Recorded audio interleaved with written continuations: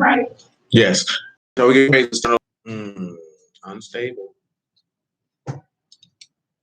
Search the scriptures for them you think you have eternal life, and they was testify of me, and you will not come to me that you might have life. I receive not honor from men, but I know you, that you have not the love of Allah in you. I come in my Abba's name, and you receive me not. Another shall come in his own name, whom you receive. How can you believe which receive honor one from another? Not the honor that comes from Allah only. Do not think that I will accuse you, Abba. There's one that accuse you, even Moses, in whom you trust. Had you believed Moses, you would have believed me, for he wrote of me. But if you believe not his writings, how should you believe my words? Well, hallelujah for Yahushua. Let's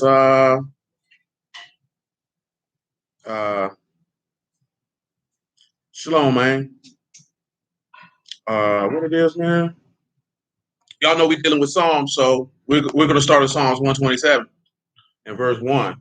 That's where we at, you know. Bless Elohim's Kadash Shabbat. Oh yeah, too. I gotta get with you too on that battle. You say they done dropped that bag on. I was telling D that the other day.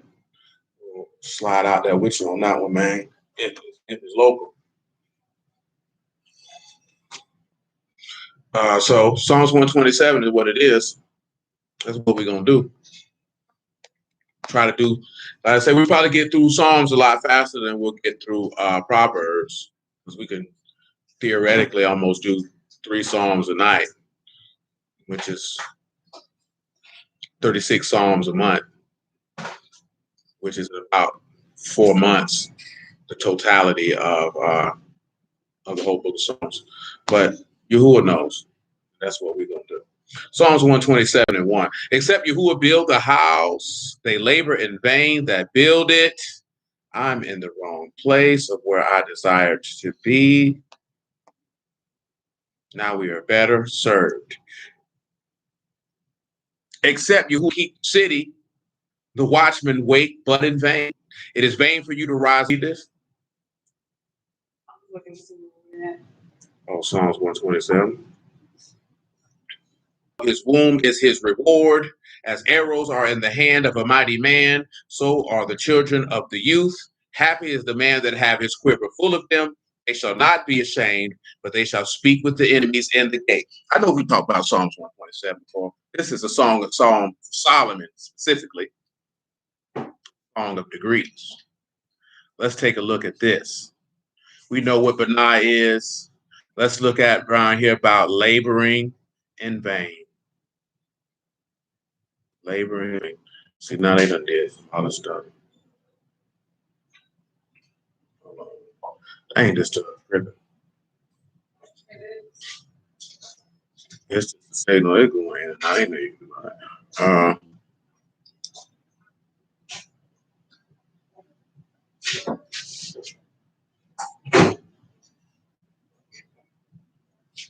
Let's take a look at this. Who builds the house? Let's deal with that.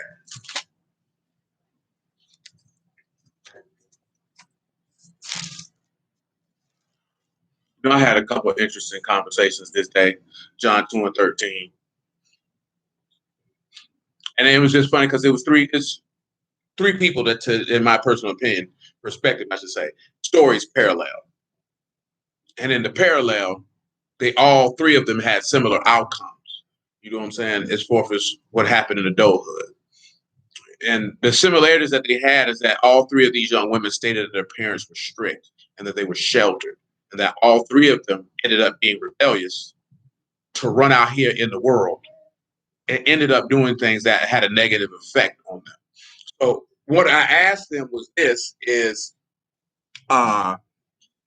what things could their parents have done that would have been a more positive thing? Or what things could they, well, what was the positives and negatives of how they were raised?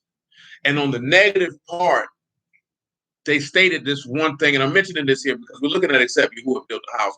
And I know I've said something similar like this in the past, but not recently, in regards to the upbringing of children, of how Yahuah does it. Is that you don't want to shelter your children, but then not tell them why you desire to keep them away from certain things, because it causes them to be curious. And then that curiosity is going to cause them to rebel because they're thinking that they're missing. Because this was a common thing for 2 of them. They thought they were missing out on fun. They thought it was something that they were missing out on. This is why I always tell y'all why you have to be actively involved in the instructing of your offspring. See, when you look in the text, when Yahuah told you not to mess with strange women or not to do this or not to do that, he explained to you why it was detrimental for you to do so. He just didn't say not to do something or stay away from something and not explain to you why I want you to stay away from it and what the outcome is going to be for you if you don't stay away from it. That is how you effectively instruct a child. You don't tell a child, don't go outside in the street, because now they're going to want to know why don't you going to go out in the street just because your son tell him not to do it.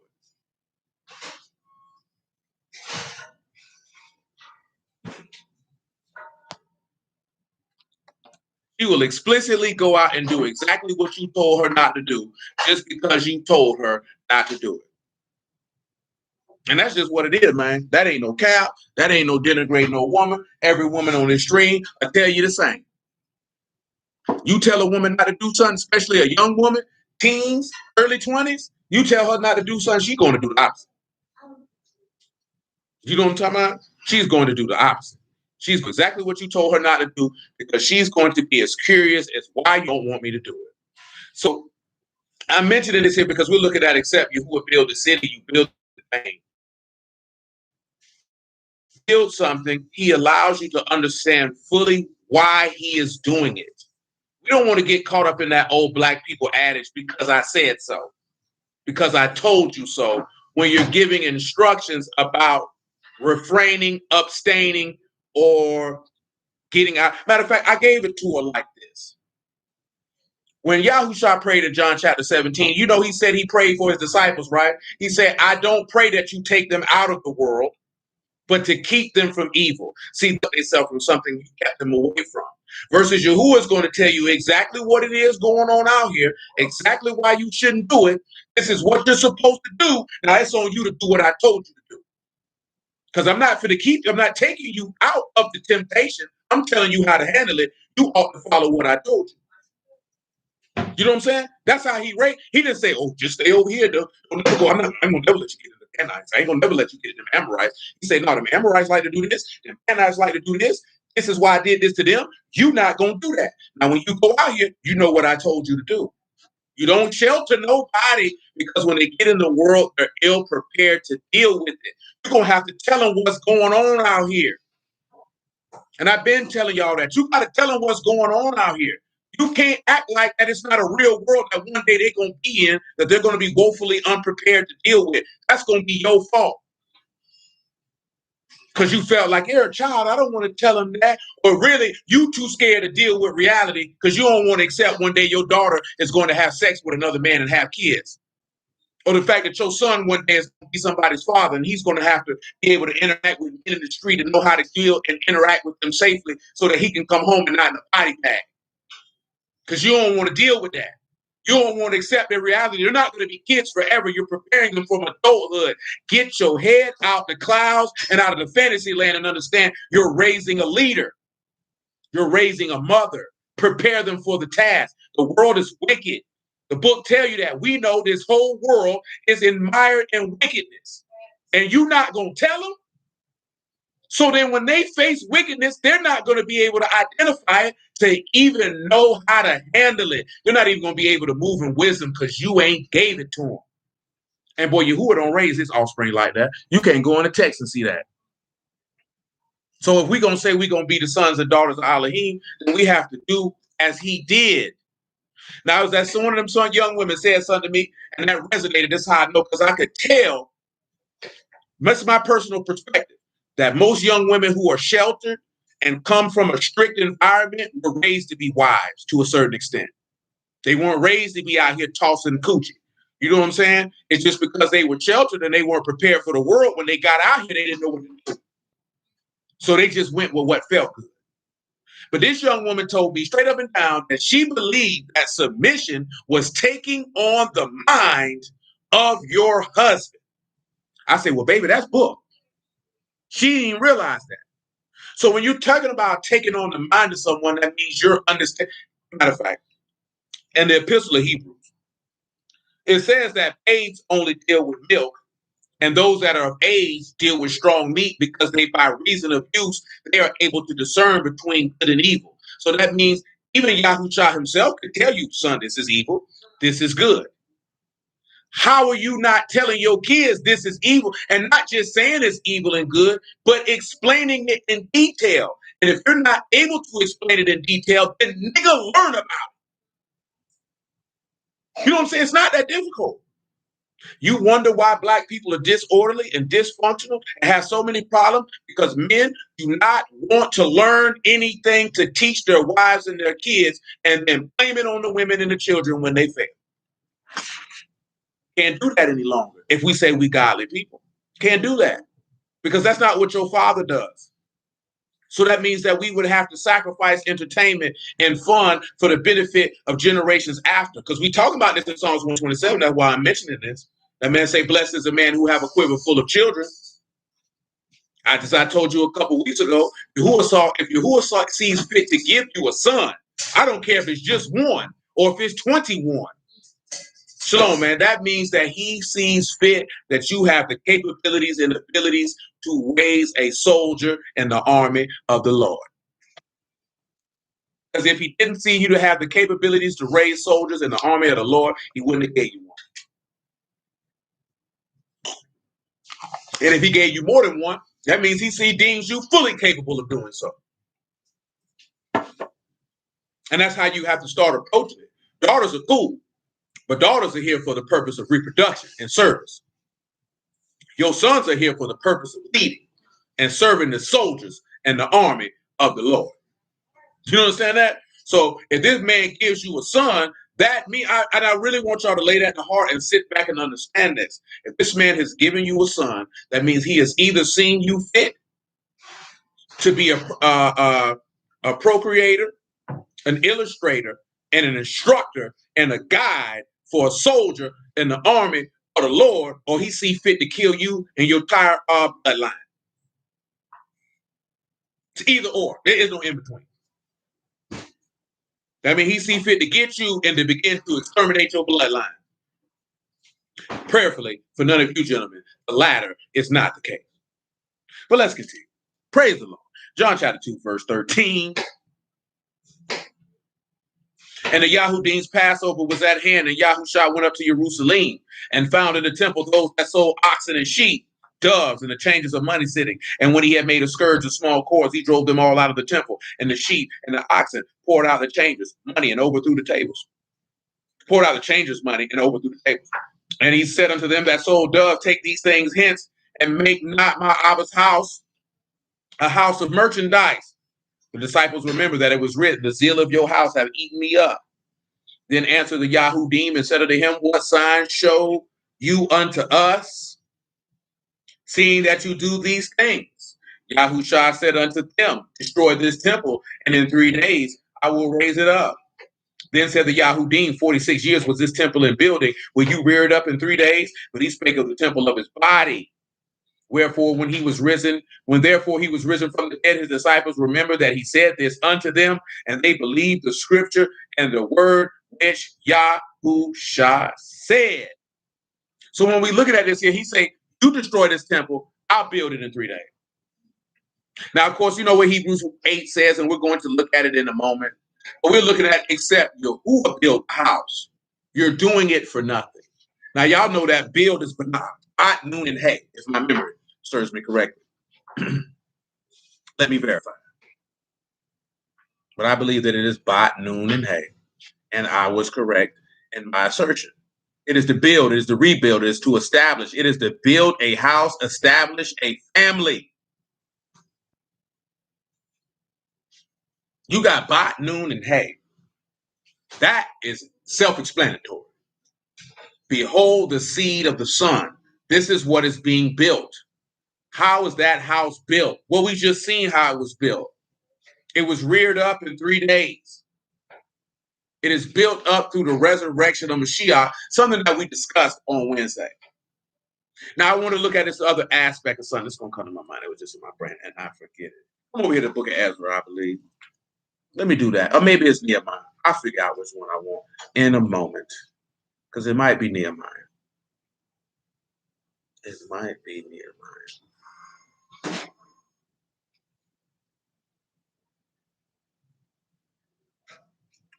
See, that's what go back to what we were talking about when we read Haggai chapter 1 a few days back. Well, he said, consider your ways. And that my house lay desolate and you around here building up nice houses for yourself. Not taking into account what is in regards to what is important. See, a lot of us don't look at the things that are important because we're always worried about ourselves. What can I get and what do I want? And that is a very, very, very detrimental and devastating mindset to have. I want y'all to come over here. This is what I want. Yes, this is what I want. Ezra chapter 3 and verse 1.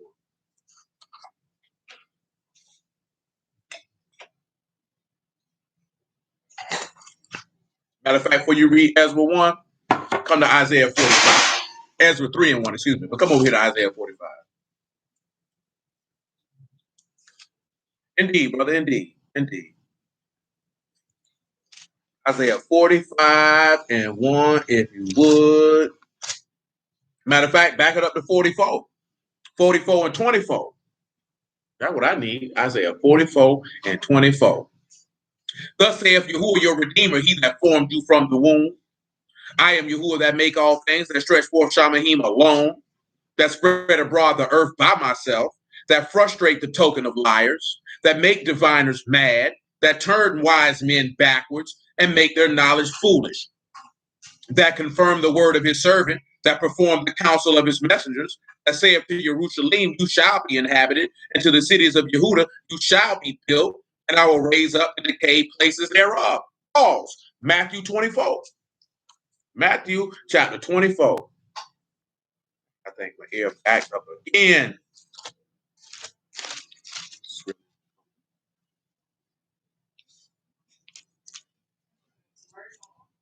Huh? Yeah, when I got in the shower.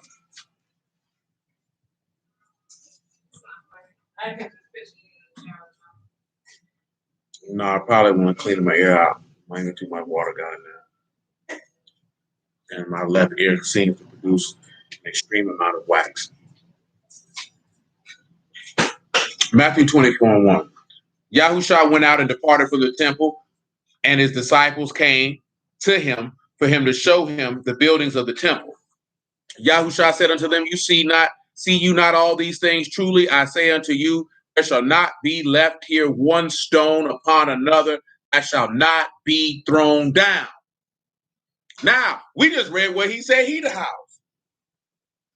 Now he's telling them literally that this temple is going to be destroyed. Why is this temple going to be destroyed? Because they destroyed his temple. See, Paul, let me go on and do it. I ain't did it in a long time. I'm going to do it right now. 2 Chronicles chapter 7. 2 Chronicles chapter 7. We good at Matthew 24. Let me go ahead and do it. Do it. 2 Chronicles chapter 7, verse 15. Matter of fact, make it 14.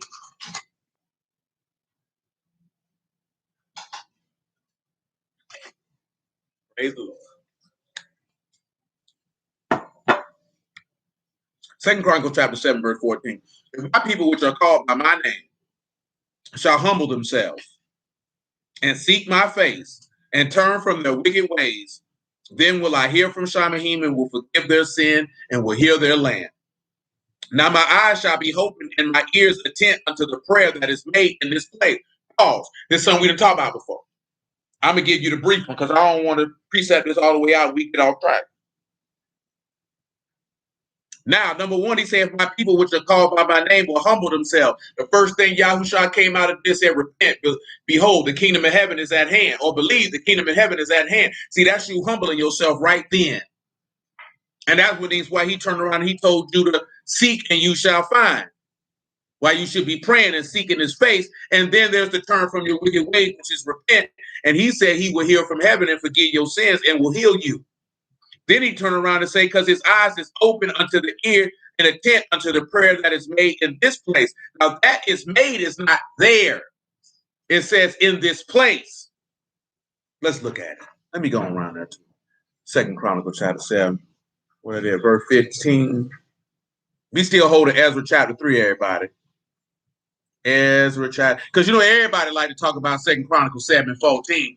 People like to share it, talk about America. That man ain't talking about this God-forsaken place. This man don't give a damn about this place. His name is not on this place. He told you where his eyes are continually upon, and it show ain't America.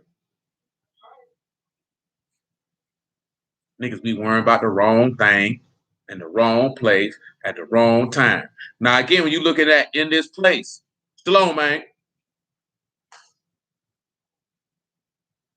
Now, see, this ain't right. It ain't right.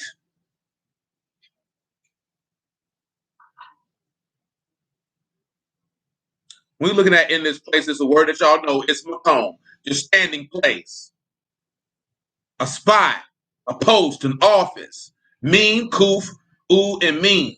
You understand? This is a place. When you look at mean, kuf, and mean, let's just go ahead and do it. You take this here and you got the ruach. So you could say the light of the ruach. Or you could sit back and look at a nail has caused the shedding of blood, which brings to light the light of life. You understand? That's why his eyes or his ears are open or intent unto prayers made in that place. John chapter 15 on general principle. And again, this is all from Psalms 127:1, that except if Yahuah built the house, the people who build it, you're doing it for nothing. You're doing it for absolutely nothing. You're wasting your time. And people don't want to deal with that because it's an uncomfortable reality. A lot of what we doing over here, talking about we waking up people and doing this, that, there, and the third, you're doing it for nothing. You're not building anything. That's one of the things why I was telling that young woman what messed her up is that she's seen a lot of weak beta male simp manginas, punk, coward, hoe niggas posting word, talking about word, lying, misconstruing the word of Yahuah, because as I've told you many times over the course of years, most people can't separate Yahuah from wicked men. Most people are going to correlate the actions of wicked men to Yahuah and end up being upset with Yahuah. That's why he says that he will smash, dash, and crash those who blaspheme his name in the eyesight of people. Because you got people looking at him crazy because you sour. And the sad thing about it is most men in this word know that niggas do this stuff and they don't check these whole niggas for it. Because you supposed to check these whole niggas for it. You ain't supposed to be using that excuse of he waking up the people, he doing the work. Nigga, that's whole nigga stuff. That's coward stuff. You're not a man. You too soft to say, nah, my nigga, I don't rock with that. Nah, my nigga, I'm not going to allow you to do that. Nah, bro, that ain't right. Niggas be turning their head. Nigga, that junk ain't what's happening. You know what I'm saying? That junk ain't what's happening. If you know that junk ain't right. I ain't talking about responding to old petty pissant niggas posting junk. I'm talking about you knowing these niggas out here living sour, doing sour, and niggas cool with that. You think the Lord would be cool with that if he were walking the earth right now? He call these whole niggas out. You know what I'm saying? He called some of these, because some of these niggas be wild. And I'm talking about niggas who really call themselves doing something. I ain't talking about a nigga posting on his phone with a cracked screen at his mama house, lying to everybody, even himself. Niggas who said in the word steady watching porn, ass pumping cigarettes. That ain't nobody you need to be paying attention to. I'm just picking my period. But we know what it is. We know a lot of these brews out here sour as the day is long. Know it too. We know it. You know what I'm saying? And that junk like this here. That's why I don't fool with all them niggas. Cause I already know, man. I couldn't do it. Cause we wouldn't get nothing done. Them niggas I'd probably been there. Or you niggas felt like you would have had to fight somebody. A nigga, no man, I'm not with that junk. I done got into it with plenty of niggas over the course of years. Nah, bro, I'm not co-signing that, bro. You a Christian. Your mammy is. And your daddy a buster. Now what? Y'all don't even want to know this type of stuff. Questions niggas done asked me. Is that then I told you the bad nigga told me he'd come all the way to Jacksonville from Tampa and shoot a nigga and fight a nigga and all that type of stuff because the nigga didn't agree with him. And I told him, nah, cause you sour and what you talking about stupid. You know what I'm saying? And I'm not rolling with that, bro. You know what I'm saying? But I left that stuff alone years ago because that junk a waste of time. Talking to them niggas, man. Them niggas stupid.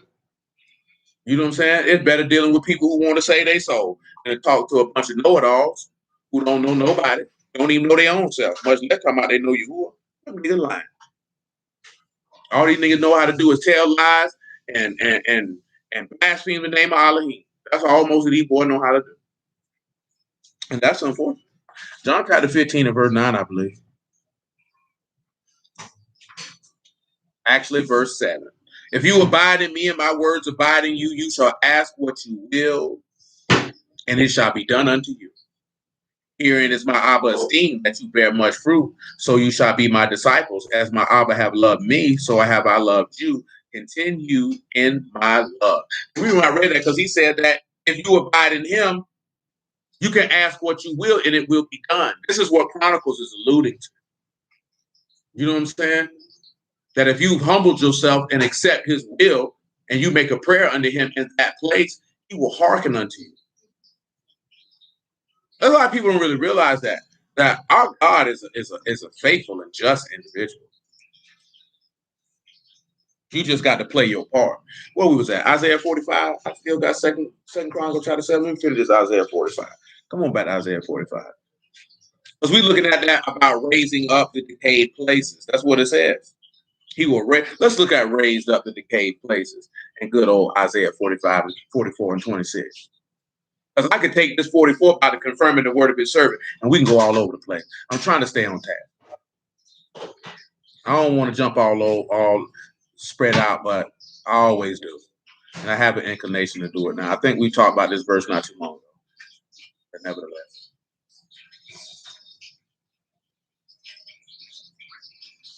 So, when we have confirmed, we have kum, which is a word that you know. And that is to rise. So what he's telling you is that he rises the word of his servant and the counsel of his malaks, and he performs that which he says. You shall be built the decayed places. When we look at decayed places, we have korban. A place laid waste, ruin, waste, destruction. Kot, Rosh, Bat, and Hay. Now sit there and think about that. Kot, Rosh, Bat, and Hay. You can behold the separation of the son of Elohim. How do we behold the separation of the son of Elohim? Romans 1 and 1. Because we already read that Yahushua said, if you destroy this temple, and do what? Build it up in 3 days. Oh, desolate place. Decayed place. You already heard in John chapter 2 that when he rose from the dead, he confirmed the word of his servants. The disciples say, well, we believe the book. Praise the Lord. Yahuah is good, and his mercy endures forever. Romans 1 and 1. Paul, a servant of Yahushua HaMashiach, called to be an apostle, separated unto the good news of Elohim, which he promised afore by his prophets in the Kadash scriptures concerning his son Yahushua HaMashiach, our Lord, which was made of the seed of David according to the flesh, and declared to be the son of Elohim with power according to the Ruach HaKadash, and by the resurrection of the dead. So boom, there you go. When he say rebuilding the decayed places, and we're looking at Korah, Akkad, Arash, Abbat, and the Hay, we can behold the separation of the son of Elohim. And what separated him is the Ruach that the Father used to raise him from the dead, which would make you a part of him, because he says, if you don't have the Ruach of Mashiach, you are none of his. And why would you not have that Ruach of Mashiach? Like the young lady said, you have not submitted to the will of your husband, therefore you have not taken on his mind. But the only way a woman can take on the mind of her husband is her husband has to teach her. I've told you this before. You cannot expect your woman to think like you, and you have not taken the time to thoroughly instruct her in your ways, your knowledge, your wisdom, and your understanding. That means you have to put forth the effort and the time to instruct her so that when you're not present, she would do as if you were. You have to do that. That is what Yahuah has done. All we're doing is following a blueprint. The blueprint has been laid. All you have to do is follow it. Nobody is going to take your mind on through observation. That's not happening. That's a fallacy in your own brain. You have to actually take the time to instruct. Yahuah took the time to come down from Shamahim on Mount Sinai and instruct you directly.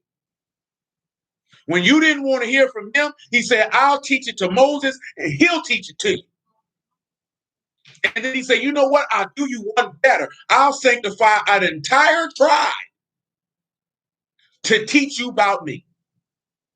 Then I'll send spokesmen for me. You'll call them prophets or seers. And they will tell you what is going to happen before it happens. Then you didn't want to do that. I brought my son, because remember, he said, you ever saw me in the temple and in the synagogue and in the street teaching? You know what I said.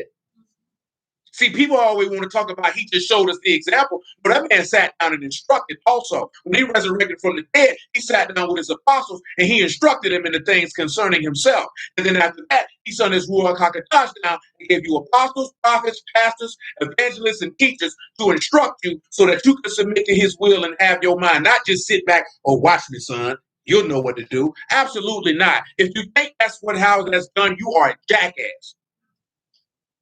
That means you're lazy and you're inconsiderate and you're uncaring under the people under your charge. You have to sit down and instruct them in the way that you want them to go. You can't expect somebody to know your mind. You got to give them your mind. You got to give it to them.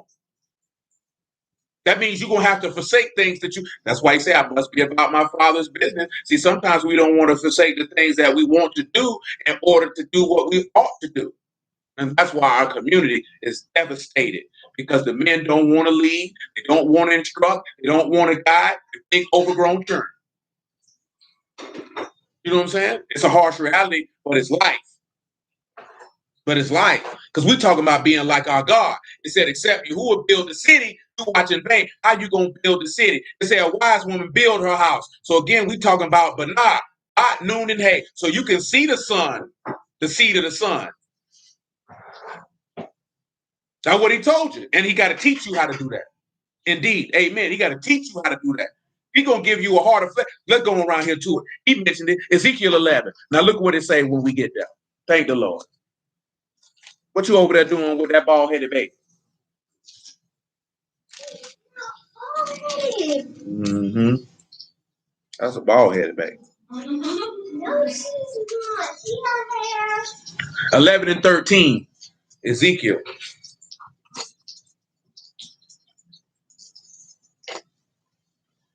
And it came to pass when I prophesied that Petaiah, the son of Benaiah, died.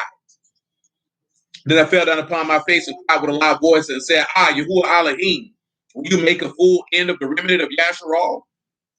Again, the word of Yahuah came to me, saying, Son of man, your brethren, even your brethren, the men of your kindred, and all the house of Yasharal, holy are they unto whom the inhabitants of Jerusalem have said, Get you far from Yahuah unto us, this land is given in possession. Therefore, thus saith Yahuah Elohim, although I've cast them far among the heathen, and although I've scattered them among the nations, among the countries, yet will I be to them as a little sanctuary in the countries where they shall come. There is a house that has been built, that is not physical, that Yahuah has built, that no man has built. Let's continue. Therefore, thus saith Yahuah Elohim, I will gather you from the people and assemble you out of the countries where you have been scattered, and I will give you the land of Yasharal. And they shall come hither, and they shall take away all the detestable things thereof, and all the abominations from thence, and I will give them one heart, and I will put a new ruach within you, and I will take the stony heart out of their flesh, and I will give them a heart of flesh, that they may walk in my statutes and keep my ordinances and do them, and they shall be my people, and I will be their Elohim. But as for those whose heart walk after the detestable things and their abominations, I will recompense their way upon their own heads, saith Yahuah Elohim. So again, if you're getting your own way recompensed upon your head, you heard the teaching and rejected it. And say, I'm going to walk in the imagination of my thoughts. You understand? So for him to give you that heart of flesh, Ezekiel 18, There's an instruction going on. You have to be instructed. And that's the thing is that we're not doing that. See, we want to go off of, oh, she been around me. She done picked up on my mannerisms. Oh, my kids, oh, they got pieces of me in them when I was a child. Man, you got to move past that and think like a ruler and think like a man. Rulers and men, they give their minds to their household. That's why I said that Yahuah shall be called great. That's why he said, you got to take this mind of Mashiach. Matter of fact, 1 Peter chapter 4, so I can show you what I'm talking about. Because then we can actually pinpoint where he said these exact things out of his mouth. 1 Peter chapter 4, verse 1. For as much then as Mashiach hath suffered for us in the flesh, arm yourselves likewise with the same mind, for he that suffered in the flesh have ceased from sin, that he should no longer should live the rest of his time in the flesh to the lust of men, but to the will of Elohim. All you got to do is go read John chapter 9, verse 23. That man say, take up your stake and follow me and deny yourself. When you sit back and you go around and when he said that for you to suffer in the flesh, this man actually sat down and taught you that. Because then he turned around and taught it to disciples. Did it not behoove Mashiach that he ought to suffer and raise from the dead the third day? Come over here to Romans 8 then. Romans 8 and 1. So when you're looking at this in that complexity of how do you get, because again, it says these are strong words, and it's a woman she was raised Christian. She jumped down with the broom. She don't fool with the book no more. But clearly, this is what I mean on clearly in her upbringing, she was raised to be a wife. She may have not been fully all the way around the board, but the instruction on how to be a man's wife clearly was implanted by her father. Because she clearly stated, I believe submission is taking on the mind of your husband. So if you have not taken on the mind of your husband, you have not fully submitted, because we know that submission by when we were dealing with Proverbs 22 and 4, by humility and fear of Yahuah is honor, riches, and life. And humility is a nava, and a nava is meekness, and meekness is the ability to yield to someone else's vision. You cannot say you have submitted if you have not taken on his mind, because that means his will is your will, which is why he says, I will make them one in me as I am in you. That's what a cod is being about. You see, we want to have that conversation, but we want to talk about who Hebrews and these Christians at Easter. Man, damn all that junk. And damn it straight to the grave. And junk don't mean nothing. It's a waste of time. It's not getting you where you need to be. Because you don't have your husband's mind. You got a nigga's mind. You got a nigga in the street mind. You're doing the same things that them young girls were talking about. You ran out your house, you're rebellious, and you're getting your back broke by low quality men, and you spit back low quality information. And that's the problem. A lot of our women, that's their problem. You're out here messing with busters and suckers. And that's what a lot of our people dealing with this word. You're messing with busters and suckers. And you got their mind. They're not teaching you to have the mind of your husband because they don't care about your husband. They don't care nothing about your husband. They don't care about you. And the Lord told you this. He said they put burdens on your shoulders. They're not picking them up. They won't move them with one of their fingers. They take captive silly women, laden with diverse lusts, and we've fallen for it. And you're looking for somebody to blame. Well, the person to blame is in the mirror. Because you've seen what your husband required. You saw how he taught it to you, and you refused to yield because you're stubborn. Because you want to do what you want to do. You want to be independently dependent. And that's not how life works. You're going to depend your way straight into hell. And why would you want to do that? Romans 8 and 1.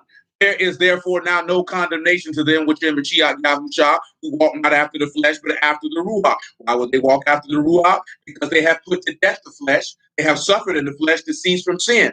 Therefore, you would have to live in the Ruach, because Yahushua suffered on the stake, i.e. the decayed place that had to be rebuilt. He suffered in the flesh to stop sin, was resurrected from the dead. He lives in the Ruach. Yahuah built the house.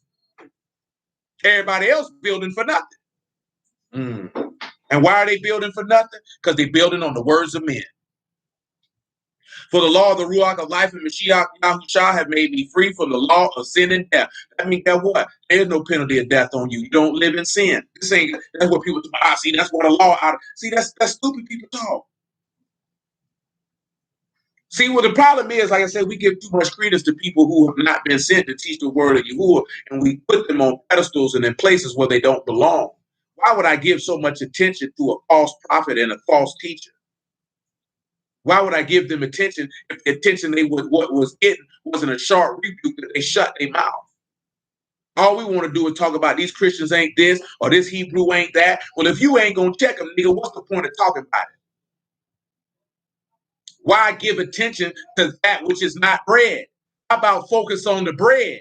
Focus on what really matters instead of focusing on the trash and let the people make a decision. See, the reason why I say this here, because that's what make Elijah so gangster with it. Because when he stood up in front of all them prophets of Baal, he ain't do all this stuff what he was doing. He said, if Yahuah be Elohim or Baal be Elohim, you choose the day. How long you gonna differ between two opinions? So this is what I'm gonna do. I'm gonna let these whole niggas over here do what it is that they do, and I'm gonna be over here and do what it is that I do, and you make the call. He ain't spent time talking about Baal false, Baal this. He ain't do none of that. He said, how long you gonna differ between two opinions? He like this here. He go to fake, who go to, he didn't even say he go to fake or he go to real. Them boys gonna do what it is that they do, and I'm gonna do what I do. When they couldn't do what they do, he did what a real nigga should. He mocked him for it. Is your God sleeping? Peradventure, he on a journey. You understand? He ain't got, when you got it, you ain't gotta do all that.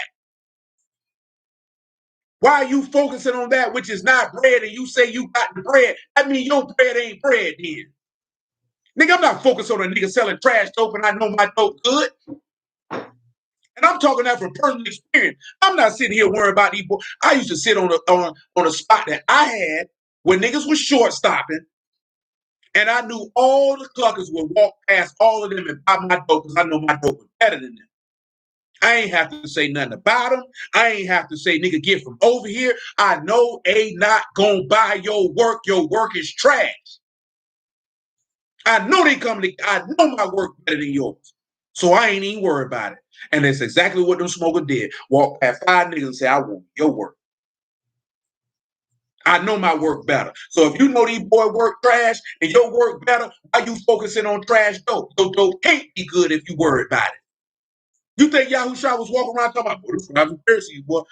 Nah, he could care less. Man, he only mentioned them boys to his apostles and when they was in front of the people flexing so he could let them know to put them in their place. Because he already knew what he had. Well, I'm the son of God. Boy, you can't touch what I'm talking about. And I know you can't. That's confidence. That's confidence in Elohim. And that's confidence that all of us need. Because when you got confidence in Elohim, you rolling with the best. So why you worrying about the rest? What's the point?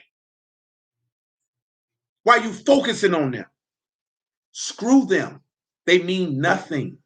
They mean absolutely nothing.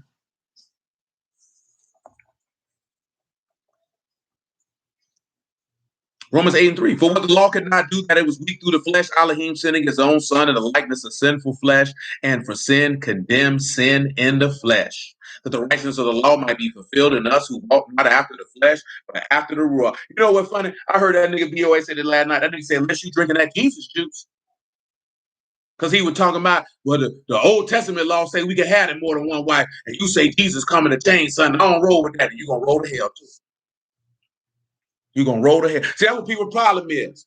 That's the reason why I mentioned that, because that's what he's talking about. We were talking about a couple of weeks ago. A lot of our people, they want to walk in the letter of the law. They don't want to walk in the Ruach of Elohim because the Ruach gives life, the law gives death. A lot of people love death.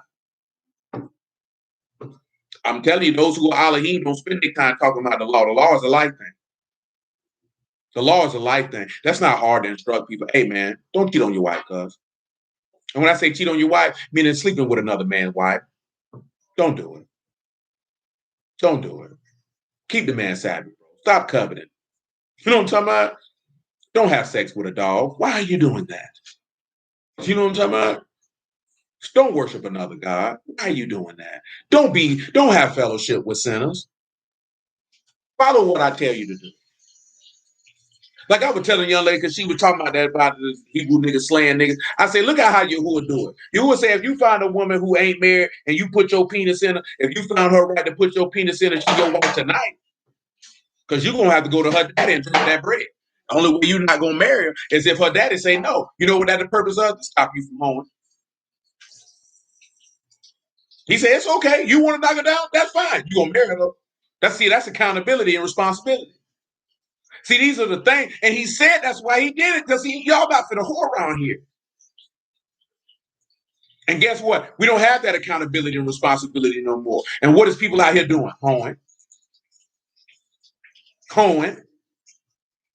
You know what I'm saying? Like if you're going to tell somebody, son, you have to tell them why. This is the consequence. You're supposed to look your daughter in the face. Baby, keep your leg closed. Don't be out here having sex. Why not, Dad? Because see, you're going to go out there and you're going to have sex with old bum busted nigga. That's what's going to happen, right? And see, what's going to happen is he's going to drop his seed off in you. You're going to have a baby. And you're going to have a baby from a man who ain't your husband, who ain't got no responsibility and obligations to you. And then he's not going to care for you the way that I care for your mother, because see, your mother is my wife. Yeah. And I've been taking care of you and your mother since the day you were born. Now, if you go out here and you bust your legs open to this nigga, he gets you pregnant and shows my skin is brown and that sky is blue, oh, you on your own. Now, that don't mean I ain't going to do this here for my grandchild, but you can't stay here. And you know why you can't stay here, baby? Because I told your happy, hot, lustful behind before you could even figure out what a penis was. Then I dump your happy behind out here in this world and do no stupid jump like this here. I taught you this. I told you this. I showed you this. I will not reward your rebellion. Amen. I'm not going to reward it. Because if I reward it, I have reinforced in your mind that that behavior is acceptable, and it is not.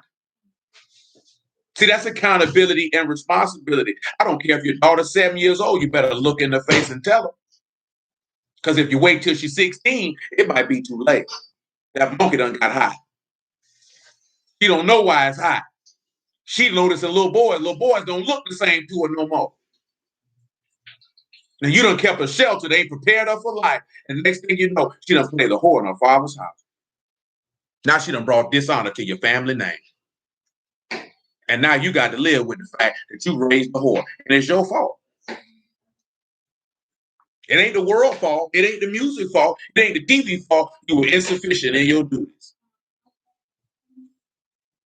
That's the harsh reality of life right there. And it's not being told to our people in mass. And that's why 70% of us are born out of wedlock. That's why 3 out of 4 of our women don't get married. That's why even though we make up only 10 to 13% of the population, you make up over half of the prison population. How would that come from? See, these are real deal issues. Don't niggas want to talk about it. You don't want to talk about it. We want to pity pat around about it and play the victim and blame the white man. Nobody want to hear that crap. I was talking with a brother yesterday, man. And I had to tell this nigga, man, and this is something that y'all know, men are measured by results. If you don't have no results, nobody gives a damn. You know what I'm saying? Nobody cares. Nobody cares about nothing you talking about and nothing you doing. And whatever you're doing, it's not producing anything. Because we were talking about it in regards that, yes, it forfeits the ability to have value. A man who makes $200,000 is clearly going to be more valuable than a man who makes $50,000. When you know that value is pertaining to usefulness. Because a man with more resources has the ability to be useful to more people. That's just common sense. He was like, you saying people who got more money better than somebody who didn't. No, I didn't say that. You said that. You're projecting that on yourself because we automatically equate certain things to character and morality. Nigga, the nigga with 200,000 could be a righteous man, and the nigga with 50 could be the most wickedest man you've ever met.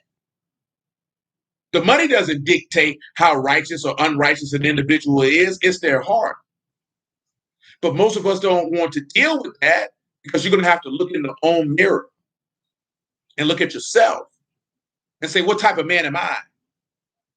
What type of legacy am I leaving unto my offspring? What type of wisdom am I accruing that I can impart it unto my son so he can impart it unto his son, who can impart it unto his son, who can impart it unto his son? That every generation that come after me is going to have the ability to serve in the army of the Lord because I established myself of taking on the mind of Mashiach that I might instruct my son in the way and that he might take it on. so that when he have a son, he might take it on. And when he have a son, he might take it on. That's what he meant by from generation to generation. Teach this to your sons. See, that's a sacred responsibility. I really want us to sit back and understand that that's a sacred responsibility when Yahuah gives a man a son. It's a sacred responsibility because you're mirroring the interaction of the father to Yahushua, and he wants you to do what he did for his son. He wants you to do it with your son. That's an honor. You know what I'm talking about? We don't really look at it that way. We don't really understand it that way. You're supposed to mirror that.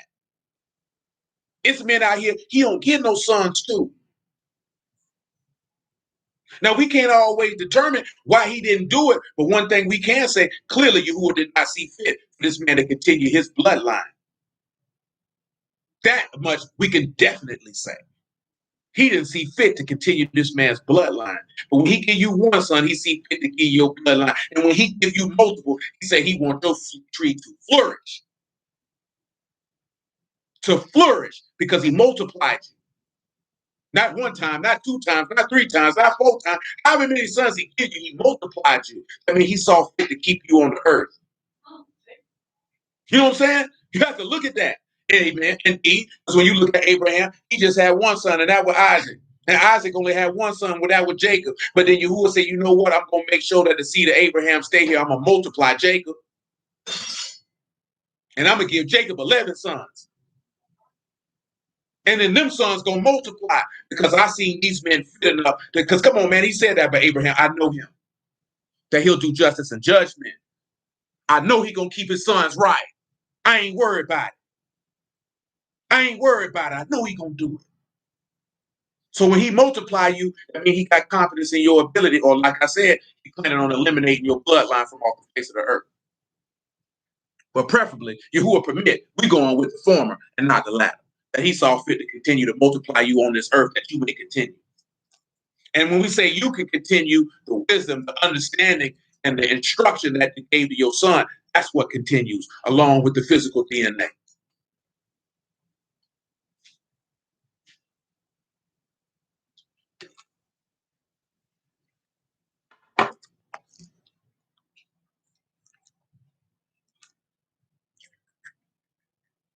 We good in Romans 8. Do I want Ezekiel 18? No, let's roll, because we at an hour. We coming up on an hour. Let's come back to Isaiah 44. We still got Ezra chapter 3, and we in Psalms 127.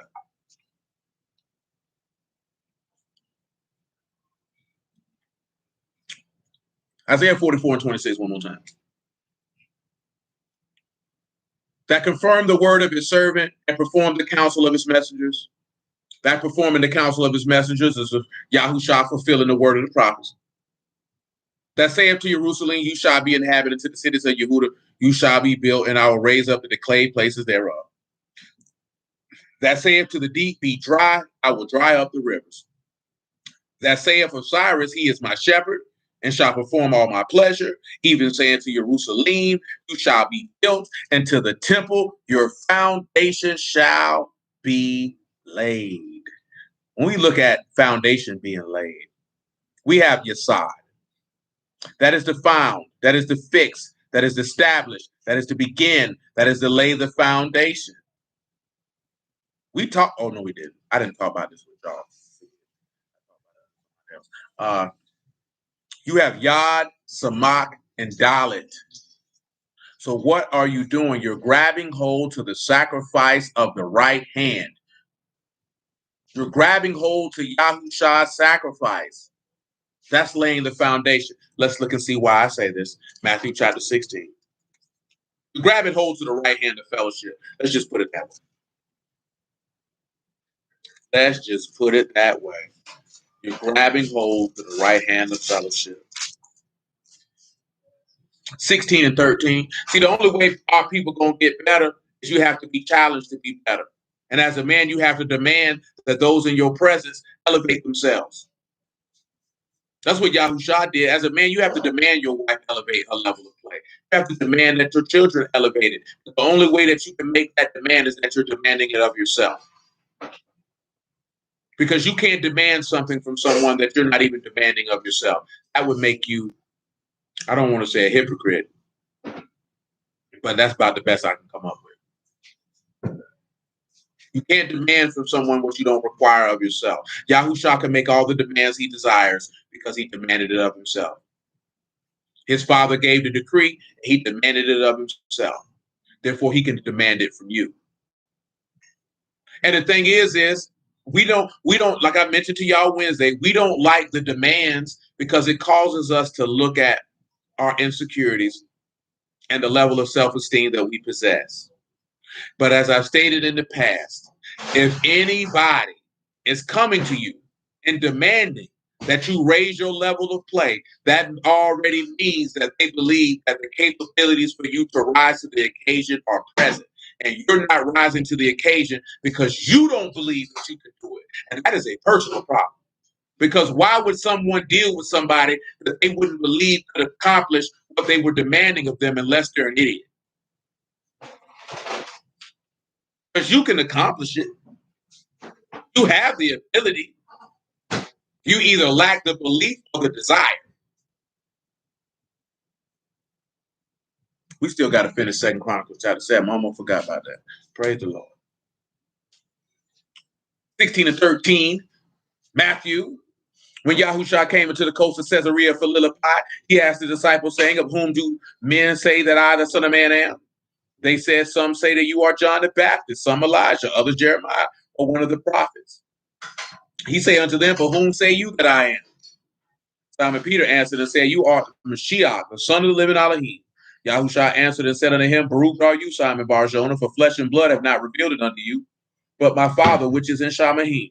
And I say also unto you that you are Peter, and upon this rock I will build my house, and the gates of hell shall not prevail against it. Are we looking at this here, right? Because we just talked about it. Yahushua is the chief cornerstone, a sure foundation. Do we need to read it? Let's do it. Isaiah chapter 28. I don't think I need Isaiah 45 and 1, and I do not. We need to finish 2 Chronicles 7, and we shall return to Ezra chapter 3. What did I want? Dang, I forgot. Isaiah chapter 28. Thank you, Lord. 28 and 15. Matter of fact, make it 14. You know, the word of Elohim is a beautiful thing. What makes men out of boys, saints out of sinners, makes men just, and perfects their souls. It allows us to be partakers of a grace and mercy of which cannot even be encapsulated with the human mind or even be able to communicate with words. And all we have to do is just yield to the instruction, because his instructions will not harm you. They're not going to do anything but benefit you.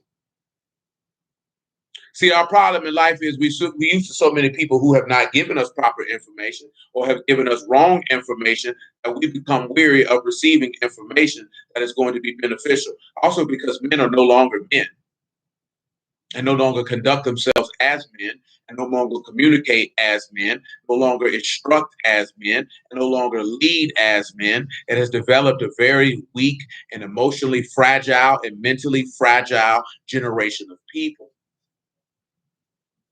And because this people is mentally fractured and traumatized beyond comprehension, we can't take direct communication and the challenging of excellence.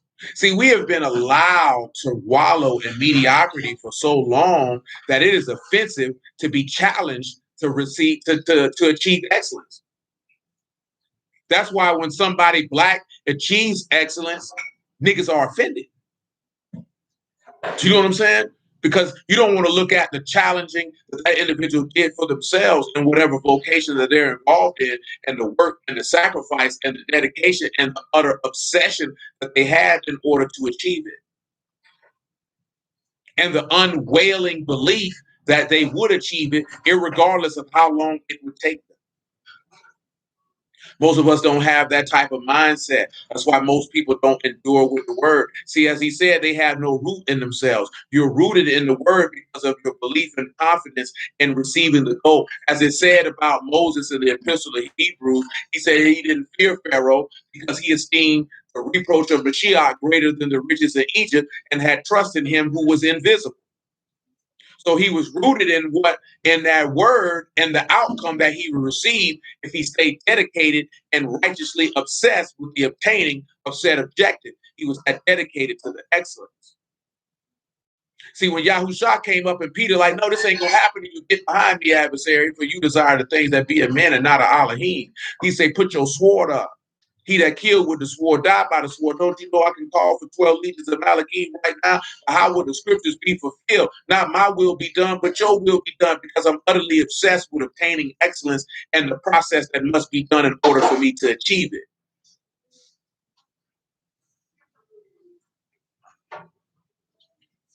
Word, I feel you. So there's like say he wasn't ever really challenged outside of sports and school. That's why a lot of individuals put their kids in sports. But see, you don't need sports to challenge your son, because that means you need another man to challenge you who come from the fruit of your loins. Why would you need another man to challenge your son? The only reason why most women put their kids in school because their daddy not there. See, that's the only sad part, is we only challenge our kids physically and not mentally and intellectually and spiritually. We don't need no more athletes. We got plenty of them. Athletes ain't leaders. So who gives a damn about an athlete? Ain't nobody looking to follow no Michael Jordan. Follow Michael Jordan for what? Follow LeBron James for what? Ain't nobody looking to them. Men are not leaders. They try to convince you that they're leaders. Them niggas play a game. They're not leaders. They're not producing any type of structure and policies that's going to uplift the downtrodden people. They're benefiting off your misery, because they selling you sneakers in a life that you'll never achieve. No son ain't going to the NBA, my G. No son ain't going to the NFL. That nigga gonna be working at Quick Trip. You know what I'm talking about? Like straight up and down. Because let's be real, they're not making it. That's why in Jacksonville, they had to show you this bull-dagging hoe getting drafted in the WNBA to try to convince young girls to be a lesbian to go play basketball. Nigga, we don't care nothing about this dyke hoe in a full suit prancing around. Nigga, this junk is despicable. You know what I'm talking about? And this is what we want to funnel our kids to. You have to sit back and look at yourself. How many young men can say that there was a man in their life who came and challenged them intellectually, who challenged them mentally, to say, son, the way that you think is asinine? We don't even have that. Just like they say, all we got is my coach challenge me. And you know what happens with a lot of kids when they get challenged in sports? Them niggas quit.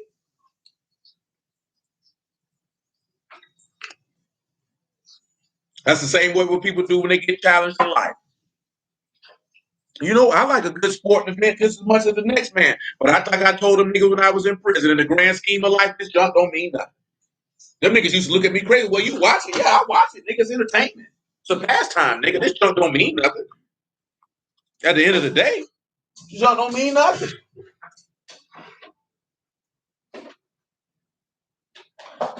Irrelevant to the grand scheme of life. It's a pastime. It's entertainment. Treated as such. You know what I'm saying? We done got to the point so bad that in America, when niggas live and die by it. Niggas crying because teams losing. Fighting niggas, tearing up stuff. For what? Nigga, I ain't got nothing invested in these teams, nigga. It's only one team in North American sports that I can recall off the top of my head that you can have an interest in, and that's the Green Bay Packers. Because you can buy stock in the Green Bay Packers. Every other team, privately owned. So I can see a Packer fan being invested. I got money in this, literally. Nigga thinking they got money in this because they bet on the game. You just got a gambling problem. You ain't got money in the franchise, how good the franchise does, you get paid a dividend, you get profit, you just a fan for it. And a man should never be a fan of anything. You can enjoy stuff, you should never be a fan. Definitely not a fan of another man. Nigga, that's gay. Literally gay. Not lame gay, homosexual gay. Man should never be a fan of another man. That's borderline idolatry. You know what I'm saying? You can enjoy somebody's talents and abilities. Don't be no fan, though. Don't be no fan, though. Well, what I see in that sports group of fans of Michael Jordan and LeBron James, when they be arguing about who the coach, you niggas ought to be ashamed. You niggas arguing about two men. You might as well grab that man's penis and rub it across your face. You know what I'm talking about? Because it gets ridiculous. You know what I'm talking about? For grown men to consistently and constantly argue about other men and their accomplishments, and you haven't accomplished anything. You could accomplish many of things that you did and spending time about arguing about the accomplishments of another man. Now imagine if the Lord came down here arguing about how accomplished another man was. How about we would sit around here and argue about how accomplished Yahuah is? How about we would spend time doing that versus arguing about the accomplishments of wicked men who might like other men? You know what I'm saying? I'm just saying that for perspective's sake, because I know anybody who deals with sports, they like a good old sports debate. I'm not ignorant to that. I understand that. Most of that time it's for sport, it's for fun. It's just men talking trash. You know what I'm saying? Swallowing spit and you know the rest. But what I'm talking about is this here though. Some niggas go too far. Some niggas go too far. And y'all know what I mean. Because every man on here who really follows sports, every man here has had a good old-fashioned sports debate about a team or a player. And that is understandable because you got a player that you like. And you like them for the way that they play. You know what I'm talking about? And I get that. But y'all know what I'm talking about. Some of these niggas be Shannon Sharp type of time. Nick Wright type, what Shannon Sharp do with LeBron James, that's not right for another man to do. It ain't right. Especially not for no big early man. That nigga younger than you, and you knew that swinging on his nuts. Nigga, you a Hall of Fame player yourself. Get off that man's nuts. You accomplished in your own right. Well, he'd have been a young dad. Yeah. He'd been a young dad. He'd been a teenage dad. I don't know if LeBron that. I don't know how old that nigga turned. Isaiah 28:14. Oh, yeah, Shannon Sharp ain't them by 52.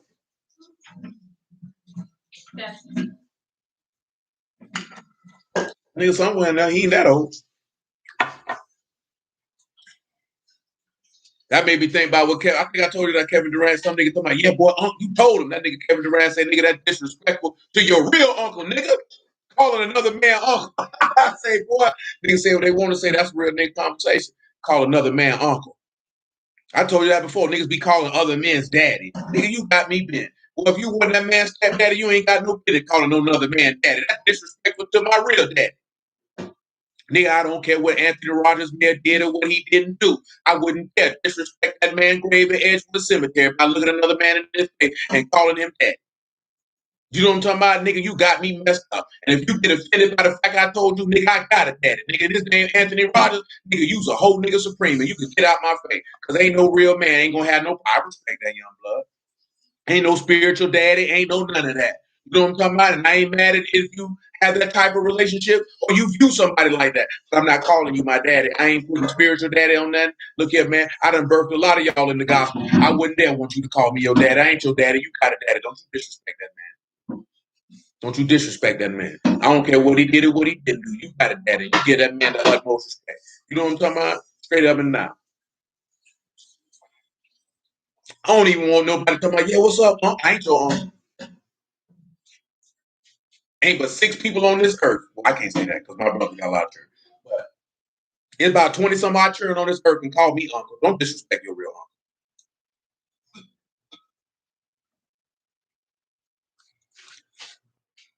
You know what I'm saying?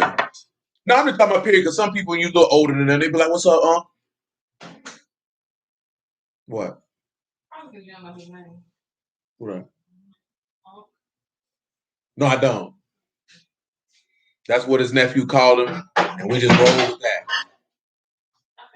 Yeah, no, I definitely don't. I mean, I've been around this man almost a year. Still don't know. I ain't never asked though, but that's black people stuff. If you wanted me to know your real name, you would have told me. Yeah, cause yeah, man, my man, Edward got by 10, 12 churches. I know Edward got at least 10, boy. At least 10. And then shoot, Rico got 4. Yeah, Rico got 4. So now when you take Rico 4 with Muffin 6, that's 10 right there. Like I said, I think Edward got 10. So yeah, it's 20. Yeah, it's 20. Yeah, they can call it. Yeah, I'm their uncle. I don't want no dude 10, 15 years younger than me talking about I'm his uncle. You got an uncle, nigga. You better go find him. Don't disrespect your uncle like that. Don't disrespect the men in your family. That's all I'm saying. Don't disrespect the men in your family. I don't care if they were drunks or crack addicts, man. They still your people. Don't disrespect the men in your family to try to venerate another man. Respect the men in your family. You know what I'm saying? You got uncles, granddaddies, daddies. Give them their due respect. You know what I'm saying? It's only right. It's only right. That's just my perspective. That's just how I see it. Maybe I'm wrong. Maybe I'm not. But yeah, that's just how I see it, man. Give respect to the men in your family. Isaiah 28:14. Wherefore hear the word of Yahuah, you scornful men that rule this people which is in Jerusalem, because you said we made a covenant with death, and with hell we are at agreement. With the overflowing scourge shall pass through, it shall not come unto us. For we have made lies our refuge, and under falsehood we have hid ourselves. Therefore, thus saith Yahuwah Elohim, behold, I lay in Zion for a foundation, a stone, tried stone, a precious cornerstone, sure foundation. He that believe shall not make haste. Judgment also will I lay to the line, righteousness to the plummet. Hell shall sweep away the refuge of lies, and the water shall overflow the hiding place. And your covenant with death shall be disannulled, and your agreement with hell shall not stand. And with the overflowing scourge shall pass through, and you shall be trodden down by it. So, a cornerstone is what you use to build a building. And of course, a yesod again for a foundation. And of course, your precious foundation. When we look at this one here, we have Musad, which is foundation, laying a foundation, which of course you cannot build a house without laying a foundation. And that is mean, that is U, that is Samak, that is Dalit. So when we sit back and look at again, through the Ruach of sacrifice, grab hold to the sacrifice. Because that is what is laid the foundation. And what laid the foundation? Something came to my head right now. And I'm trying to recall where it's at. Hold on. Came to my mind. I need to find where it's at.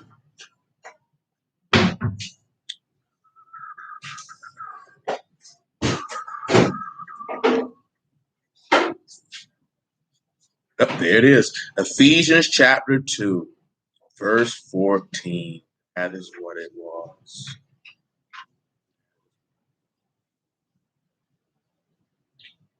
Ephesians chapter 2, verse 14.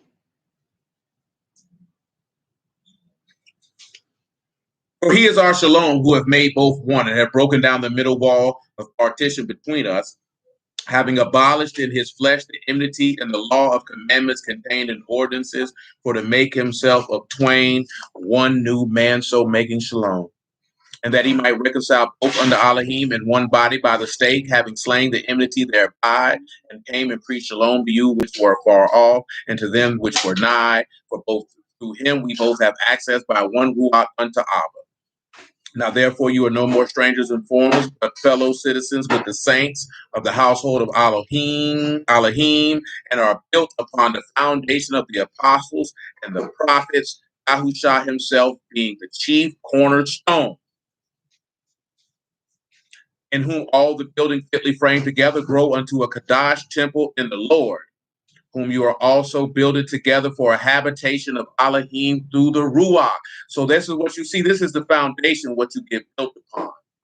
The apostles and the prophets, which goes back to what we were talking about a couple weeks back, about my testimony is in heaven and my record is on high. Because Yahushua, let's look at chief cornerstone. Oh, that's in another place. That's in another place. That's in the Psalms that we will be looking at more than likely on tomorrow.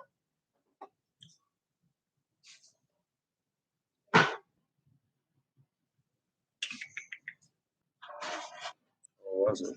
Or maybe I'm tripping. Maybe I'm tripping.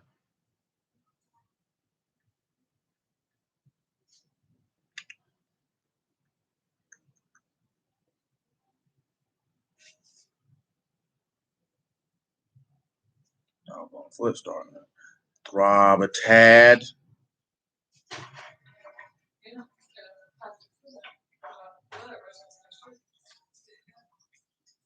Yeah, that sounds about right. That's why I was tripping, because that's not contained. Yeah, everybody was looking at me crazy. Why are you walking like that? My foot been pierced, and it hurts. That's what that is. That's not really in here like that. Let me see. And that is why. That is why. Because that precious cornerstone is not present in this text. So it just has tried stone, precious cornerstone. So you have aven, and so that's not there. When you have that foundation laid in Zion, a foundation of stone, it just gives you aven, over and over and over again.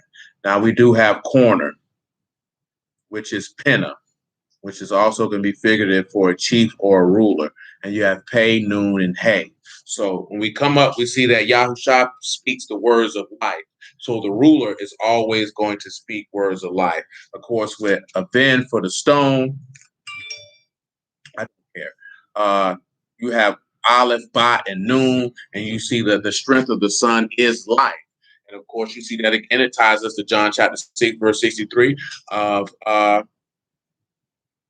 the words that I speak unto you, they are Ruach and they are life. Let's return to 2 Chronicles chapter 7. All this is just also stemming from what we were talking about in regards to the 2 Chronicles 7, that he will hear the words that are made from that place. That is the place of which he has built. That chief cornerstone. Basically, it has to be built upon the word. That's why I say if Yahuah build it, except Yahuah build it, you're building for nothing. This is why he said, you worship me in vain through the traditions and commandments and precepts of men. You're building for nothing, for absolutely nothing. And that's what we have to sit back and make sure that you don't do, that you don't get caught up in the commandments and precepts of men to be building for nothing. We are in 2 Chronicles chapter 7, verse 16. For I have chosen and sanctified this house that my name may be there forever. He said, why do you say that I blaspheme because I say I am the son of Elohim? Let's look at that in John 10 real quick.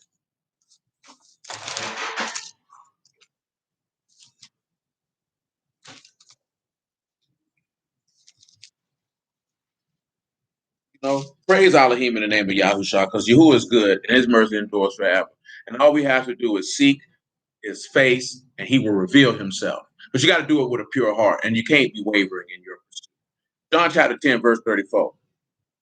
Yahushua answered them, and is it not written in your law, I said, you are gods? If he called them gods unto whom the word of Elohim came, the scripture cannot be broken.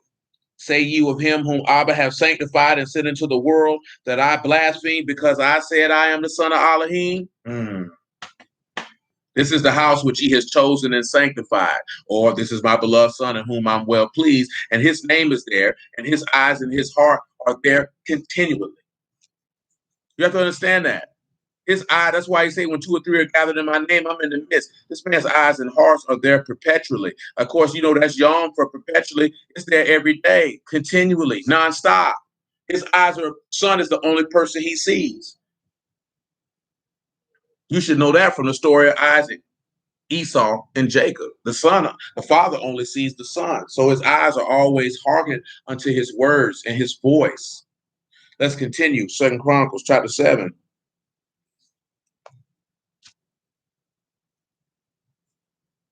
In verse 17. As for you, if you walk before me as David your father walked, and do according to all that I have commanded you, and shall observe my statutes and my judgments, then I will establish the throne of my kingdom. Then will I establish the throne of your kingdom, according as I have covenanted with David your father, saying, there shall not fail a man to be a ruler in Yasharal. This will segue to another psalm we're going to look at, which is Psalms 89. Because talking about this, we might well just go. I already know Psalms 89 discusses this, so that is going to be a segue straight to that. But if you turn away and forsake my statutes and my commandments, which I've set before you, you shall go and serve other gods and worship them. Then I will pluck them up by the root out of my land, which I have given them, in this house, which I have sanctified for my name, will I cast out of my sight, and I will make it be a proverb and a byword among all the nations. And you know what he did to Yahushua. You know what he did. Let's look at a byword, because y'all know what it is for proverb. That is Sheena. That is a sharp word, a sharp cutting word, a taunt, or a jib. Basically, I'm going to make you a joke. It is Shan, it is noon, it is Yod, it is noon, and it is Hay. So you're going to behold that the right hand, or behold that Yahusha, or the seed, is consumed, or that the word was consumed. And they consumed him by taunting him, by mocking him. You already know that. We're not reading all of that. Y'all are already aware of that. That's how he made him a proverb and a byword. You know what a proverb is? That's mashal. So he made him a dark sentence. I'm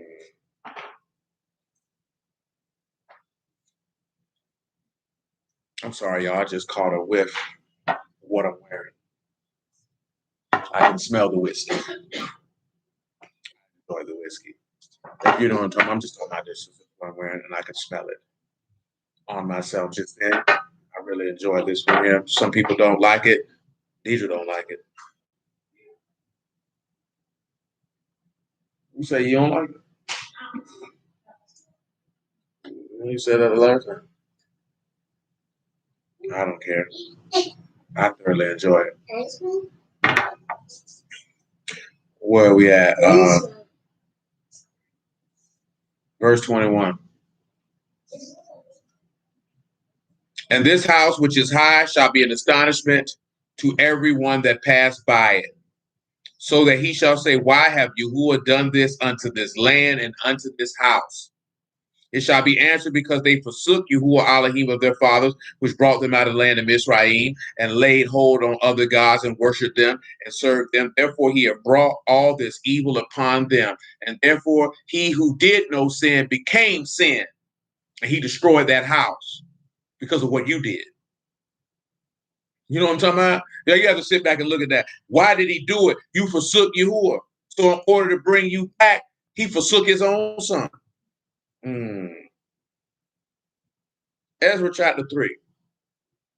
You can grab your Psalms 89 while we, because it's all, praise the Lord, it's all going to work together. We got Psalms 89, Psalms 127, but we heading to Ezra chapter 3.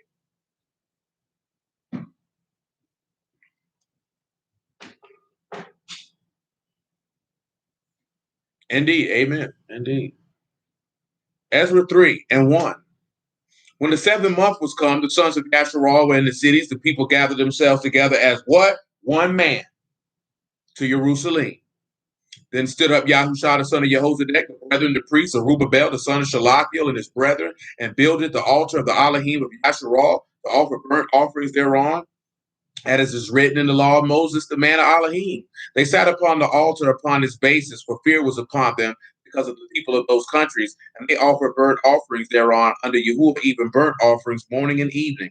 They kept also the Feast of Tabernacles, as it is written, and offered the daily burnt offerings by number, according to the custom, as the duty of every day required. Afterwards, the continual burnt offering, both of the new moons and all of the set feasts of Yahuah that were consecrated, every one that willingly offered a free will offering unto Yahuah. For the first day of the 7th month began they to offer burnt offering unto Yahuah, but the foundation of the temple of Yahuah was not yet laid. Isn't it interesting? Because if we go back to John chapter 7, you see Yahushua going up on the Feast of Tabernacles, and that's when he cried out, He that believe on me, as the scripture has said, out of his belly shall flow rivers of living water. This spake he of the Ruach HaKodesh, which was not yet given, because Yahushua was not yet esteemed. So you see Yahushua coming up on the Feast of Tabernacles, getting prepared to make the offerings to celebrate Tabernacles, but not build the house because the foundation had not yet been laid. Yet is not there. It's just laid. And then it's just Yesod again, which we just talked about. So let's continue. Then they gave money unto all the masons, the carpenters, meat and drink and oil, unto them of Zidon and to them of Tyre, to bring cedar trees from Lebanon to the sea of Joppa, according to the grant that they had of Cyrus, king of Persia. That's why we read what we read in Isaiah 45, because you can read it more in the chapters that are before chapter 3, like chapter 2 and chapter 1, where Cyrus begins to execute that decree. When we look at grant, of course, it's permission, it is Rishon. You understand? And the reason why I'm looking at this is because we have Rosh, Shan, Yod, U, and Noon. And we're looking at being granted permission. So these men be able to get these things to have permission to work. So when we look at this here, right, we're not going to take the Shan and make it consumption. We're going to make it paired. You're being paired to Elohim. You're being paired to the Son, paired to the chief, however you want to look at it. But what are you being paired to of the chief? You're being paired to his works. And because you've been paired to his works, there is a securing of life. And this is dealing with that you cannot minister the word unless he has found you faithful to be a steward of it. That's why he said, he that received whomsoever I send receiveth me. Or like we read the other day, how can they hear without a preacher? Because that person has to be paired to the son of Elohim. When they're paired to the son of Elohim, that means they've been paired to his work. That's why he tell you that a bishop must be blameless in the certain things, because these things are pertaining to the works of Elohim. And because of this, he secured life. Not only just life is for his everlasting life for himself, but the words of life, that he may impart them unto others, that they may take hold of it. This is how Yahuah builds the house. Because if he doesn't build it, the people, this is why when Gamaliel told him, and this work be a Yahuah, you cannot stop it. But if be a men, it's going to come to nothing. Because what men do, they do for nothing. If it is according to what is the will in heaven, it will prosper. See, some people look at prosper like this here. The more members they got, the more people who listen, oh, Yahuah got to be with them. But what did he tell? What did Yahushua say in that regard? He said, he that's faithful over little is faithful over much. So he has never, ever stated anything about how many people do something. You can have 10,000 niggas and they all going in.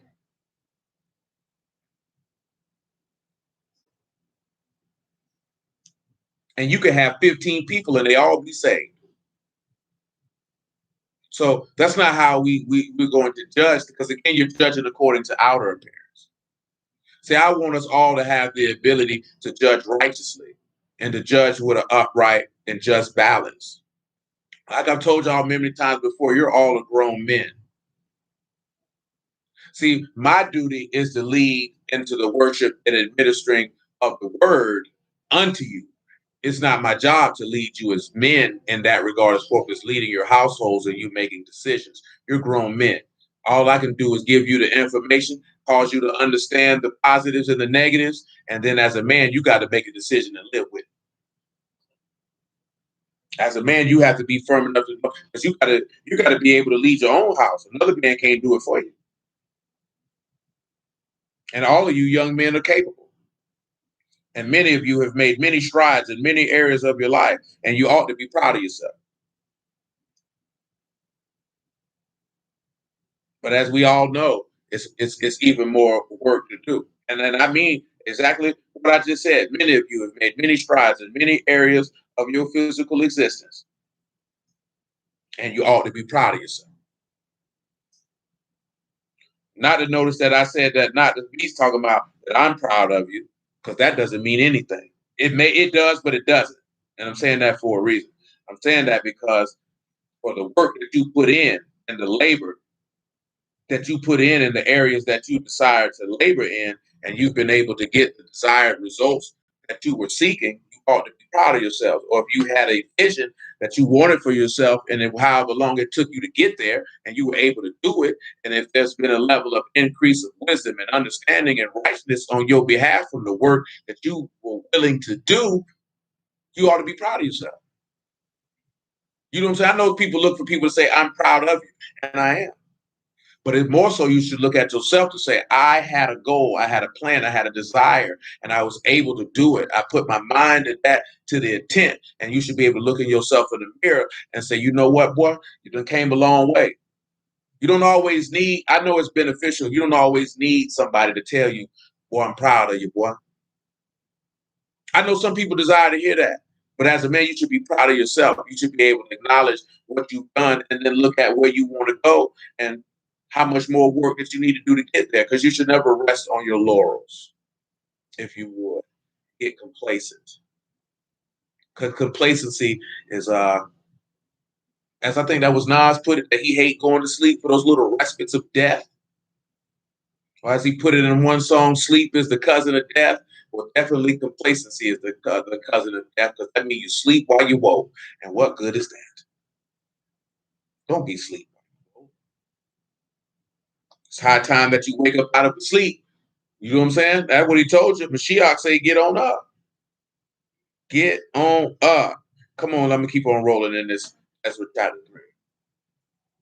Now, in the second year of their coming into the house of Elohim at Jerusalem in the second month, began Zerubbabel, the son of Shalathiel, Yahushua, the son of Jehozadak, and the remnant of their brethren, the priests and the Levites, and all they that will come out of the captivity unto Jerusalem, and appointed the Levites, 20 years old and upwards, to set forward the work of the house of Yahuwah. Then stood Yahushua with his sons and his brethren, and Kadmiel and his sons of Yehuda, together to set forward the workmen in the house of Elohim, the sons of Ahinadab, with their sons and their brethren, the Levites. And when the builders laid the foundation of the temple of Yahuwah, they set the priests in their apparel with the trumpets, the Levites, the son of Asaph, with cymbals, to praise Yahuwah after the ordinance of David, king of Yasharal. And they sang together by course in praising and giving thanks unto Yahuwah, because he is good, for his mercy endure forever towards Yasharal. And all the people shouted with a great shout when they praised Yahuwah, because the foundation of the house of Yahuwah was laid. And many of the priests and Levites and the chief fathers, who were ancient men that had seen the first house when the foundation of this house was laid before their eyes, wept with a loud voice, and many shouted aloud for joy, so that the people could not discern the noise of the shout of joy from the noise of weeping of the people. The people shouted with a loud shout, and the noise was heard afar off. But let's back this up. The builders laid it. Of course, builders is Banah. So we already talked about that. And then, of course, foundation is Yesod, and Hakyal is for the temple. So we see who are the builders who lay the foundation. We just seen it. It said it was what? The apostles and prophets. So the people who lay the foundation of the faith are those who have the word in order to live. Because we know the testimony of Yahushua is the Ruach of prophecy. So in actuality and reality, it's the apostles who lay the foundation, because they're the ones who have the gospel.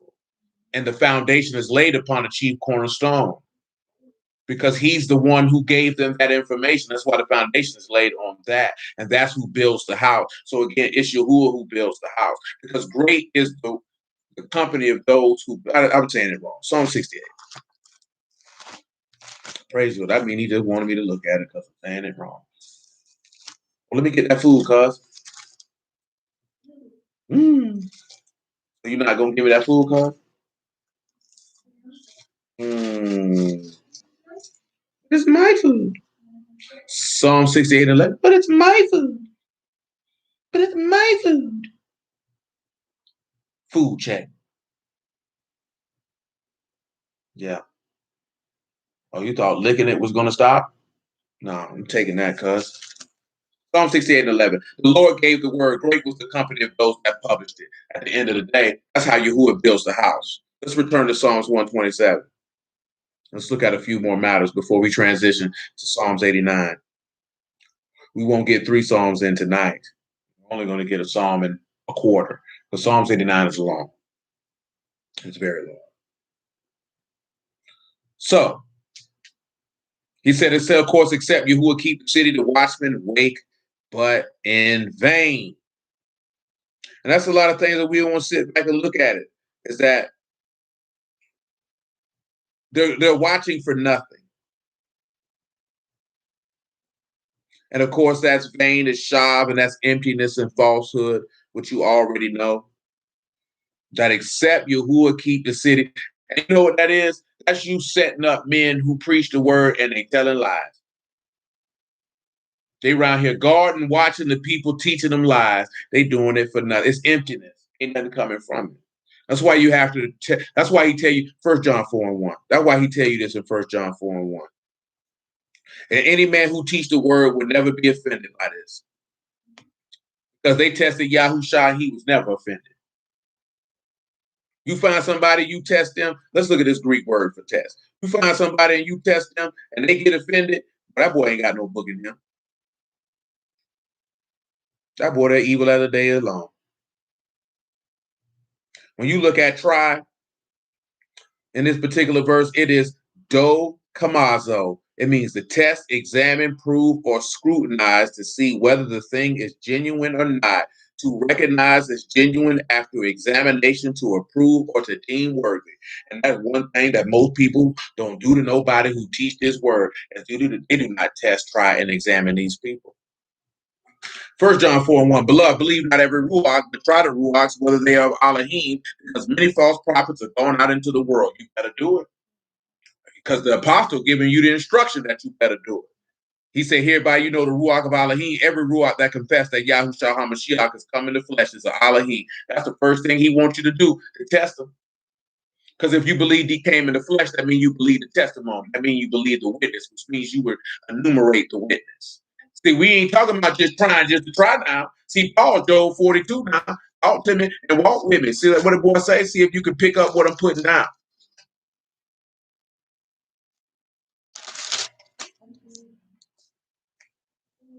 Job chapter 42 and verse 1.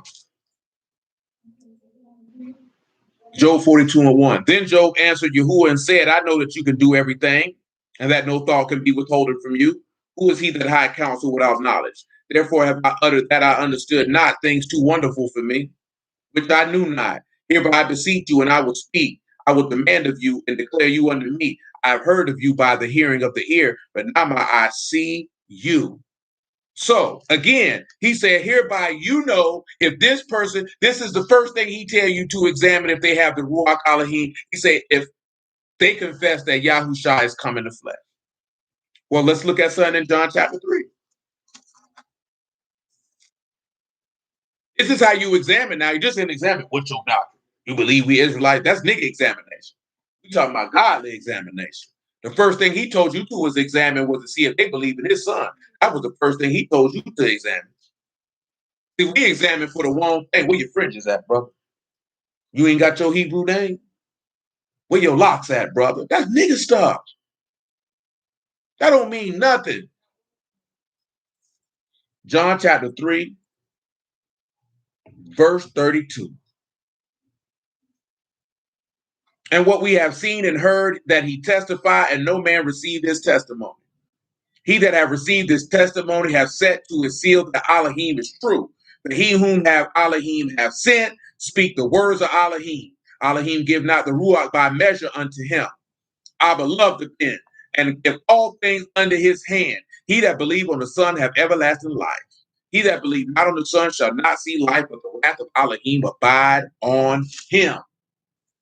He say, he that is condemned, he's condemned already, because he believed not on the Son of Elohim. And how do you believe on him? As the scripture has said. That's why if you confess Yahushua came in the flesh, that means you believe the book. Search the scriptures. That's why he's telling you that.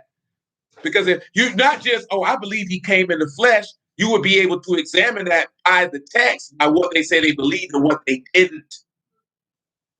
We're talking about being a man here, being an adult, not no little boy Christian kiddie stuff like people be talking about. Oh, he said he believed. Not this old Hebrew nigga stuff. Yo, he know he from the tribe of Judah. He's solid.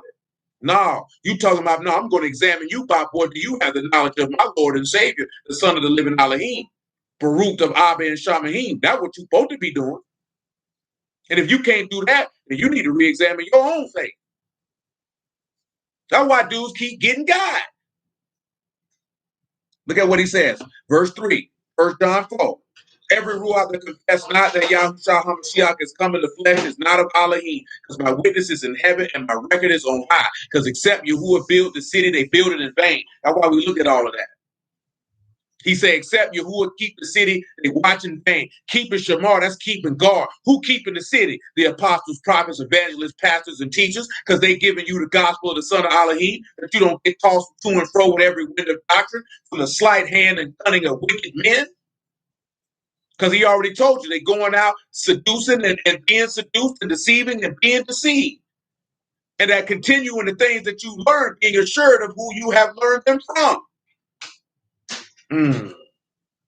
He said, because you've been made wise unto salvation by the scriptures unto salvation and the Yahushua HaMashiach. But we around here trying to examine niggas on the wrong thing. If they ain't got the faith of the Son of God, what do you really have? You have nothing. I don't care about how many people you done fed. I don't care about how many worship songs you done led. I don't care who you done let stay in your house. I don't care about how many times you done went on the street and preached. I don't care about how many videos you done made. Because that man told you in Matthew chapter 7, he going to say, depart from me, you work of iniquity. I have never known you. Because you're going to have to do the will of his Father in heaven. And the will of his Father in heaven is to believe on him whom he have sent. Everything else flows out of that. See, we doing the flow without doing the stuff, going to the wellspring of where the flow comes from. See, we doing it backwards. You thinking, oh, I'm going to do all this other stuff and I'm going to be set. When you're supposed to believe and obey, and then all the other stuff would have flowed from that. We're backwards.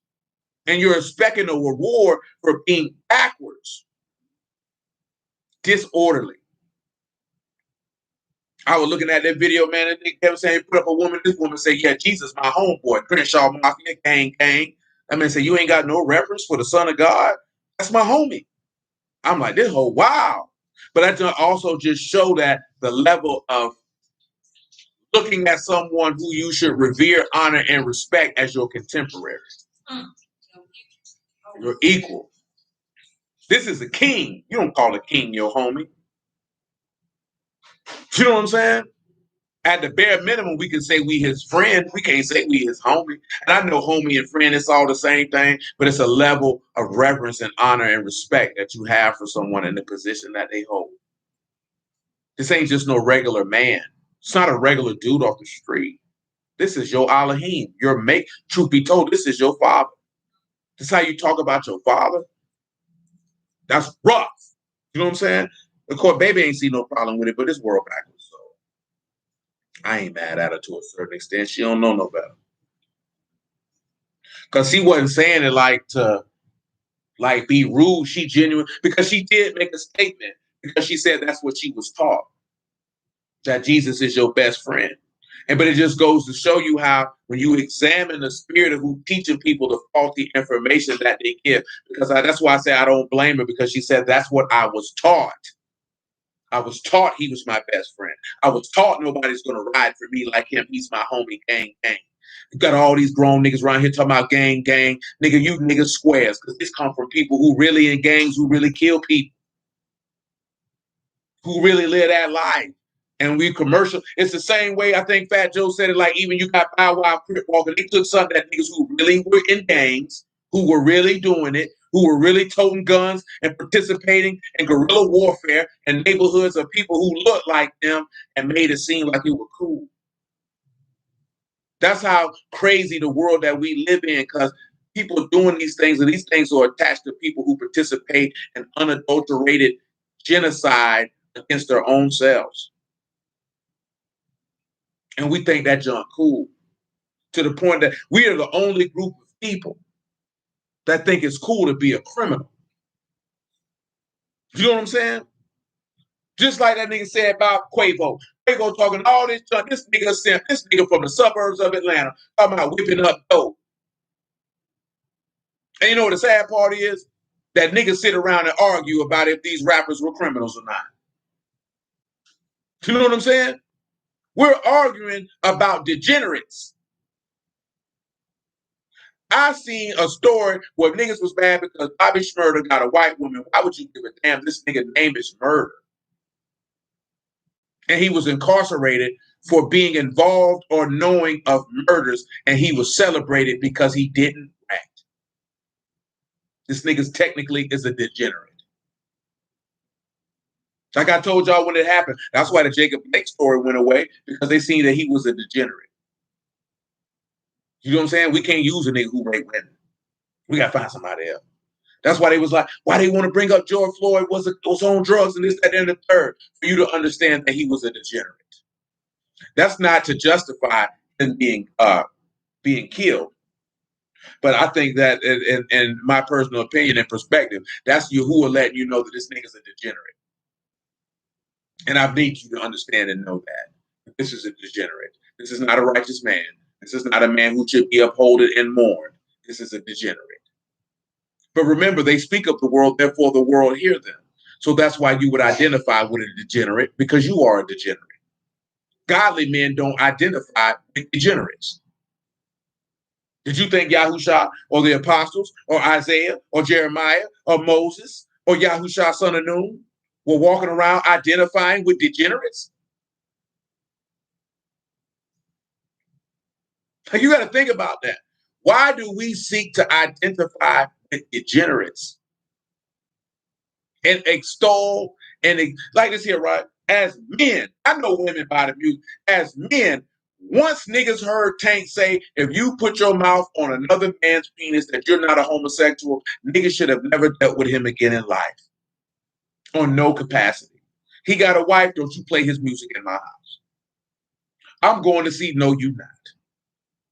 This nigga must be removed from all manner of consciousness. This is not acceptable in the realm of manhood. This nigga just said he put his mouth on a man's penis and that was acceptable. And niggas made jokes about it instead of looking at this. This is highly disturbing. You know what I'm saying? This is something I'm talking about why people out of order, because they niggas ain't like, nah, bro. Some stuff you can make a joke about it is fun. Making jokes is fun. But at the end of the day, some stuff got to be serious. Nigga, you're gay. And you're not acceptable. Absolutely not. But we extol degenerates. The same token, I heard a man say, yeah, I want the IG model and this, that, and that. Why are you extolling a whore? So nobody marry an IG model. Why would we extol a woman who purposely gets up every day to post pictures of herself half naked and think that, you know what, this is a woman who I would risk putting my penis in and possibly getting a venereal disease, or more than likely leaving my seed behind so I can have a vestige of a demon child that would be birthed from her womb. Because I have impregnated a woman of no value, of no consequence, of no intelligence, of no character, morals, or manner whatsoever. All because I liked her body and I thought she was pretty. Nigga, go outside. Go stand on the top of the Hart Bridge and jump off. You know what I'm saying? Like straight up and down. That junk ain't cool. And again, I'm mentioning this because it's the world your son's going to have to go out into. This is the world your son's going to have to go out into. And we don't take it account because we look at it at our age and we laugh at this junk and think, yeah, these niggas stupid, these niggas lame. But your son don't know that. He don't know that, though. So he might think that junk cool. And then because they see us investing time into some of these things, they say it got to be cool because daddy look at it. So you would have to explain it to them. So now look at this stuff for entertainment and pastime. But these niggas should you not ever model after. You should always see. That's why people don't like LeVar Ball. But one thing I can say I like about LeVar Ball, all his sons say, I look up to my daddy. My daddy was my role model. I wanted to be like my daddy. That has got to be the most beautiful thing that a man could ever hear out in his ears, to hear out of the mouth of his grown sons. Two of them who are NBA players say that my daddy is my role model, and the only man I ever sought to model myself after was my daddy. Do you understand that? Like, that is outstanding. That means the level of instruction, time, and care that he gave to those young men, there was no way that they would ever look at another man and say, I want to be like him. I want to be like my daddy. And every last one of you young men, you should want your sons to look at you based off the conduct of the things that you produced and the level of information that you imparted, for them to be able to look at it and say, why would I want to be like anybody other than my daddy? I don't look up to you niggas. Look up to you niggas for what? That's disrespect to my daddy. Because that's how it's supposed to be. For your son to say he want to be like any other man other than you is disrespect to you. It's disrespect to you. Amen. But you ain't lying to me, but they say it proudly too. Unabashed and unashamed. And the people on them sports shows be looking crazy when they say that. When they say, well, you ready to play LeBron? They say, LeBron for what? He said, I don't look at that nigga like that. That nigga said, my daddy was my role model. The white folks couldn't believe it. You don't worship LeBron? No, nigga, I love my daddy. What do I want to be like LeBron for? I don't know him. I watched my daddy do this, and this to get me here. I see the manner of man he is. I see how he interact with people. I know what he taught me. I know what he showed me. Why would I want to be anybody other than my daddy? LeBron don't do nothing but play basketball, nigga. What I want to be like that for? Nigga, you take me as a hoe. I ain't no fanboy, nigga. I'm a man. That's what my daddy raised me to. That's beautiful. When you hear a man say, I want to be like my daddy, that means my daddy raised me to be a man. I ain't a fan. That's beautiful. That's beautiful. And guess what? That's what the word says, is it not? I agree. A woman should want to grow up. Indeed, they take niggas quick about their daddy, as they should. I know they ain't, but they gotta respect it though, Brother Harrison. They gotta respect. Yeah, a woman should grow up and she should want to be like her mama. Yeah, around here trying to be Holly Berry, trying to be this hoe, trying to be a slut hoe. You know what I'm saying? That means you did your job when your kids look at you and say, I want to model myself after you. You know what I'm saying? Because guess what? What that book say? I know that's right, Brother Harrison. Brother Harrison said his daddy was his superhero growing up. That's how it's supposed to be. What that book say? He say, shoot. He say the father and the son. He say the father like the son. Yahuah wasn't trying to be like nobody but his daddy. Why I want to be like anybody other than my Abba? I don't want to be like nobody other than him. And guess what? Yahuah, your father, he birthed you through the Ruach. You shouldn't want to be like nobody but your daddy. Because if your son looking at you, that means they looking at their father. That means they looking at Elohim. That means everybody just walking like the Father in heaven. And that is beautiful because thanks and praise redound unto his name. The angels rejoice and the whole earth will know that Yahuah is the living Elohim and reigns upon it. You know what I'm talking about? See, that's beautiful. That's how it's supposed to be. And Yahuah willing, very soon, they shall see. Back to Psalms 127, right? Verse 2. He said, it is vain for you to rise up early, to sit up late, to eat the bread of sorrows, for so he give his beloved sleep. And we didn't talk about this before. And because we're running short on time for the evening, when you look at sitting up early, to rise and start up early, that's shakam, you understand? So that's to start up early in the morning or to rise up, be times. But you know what the bread of sorrows is, because we've talked about that. I give you sorrows. That is etsev. And that is pain, that is hurt, that is toil, that is hardship, that is ayin, sad, and ba. And you know the way of the son of Elohim, because what did he say in John 13? Well, let's look and see. Let's look and see. Ain't gonna hurt nobody. Make sure I'm in the right spot. The word is in my head, but am I in the right location? Am I in the right location?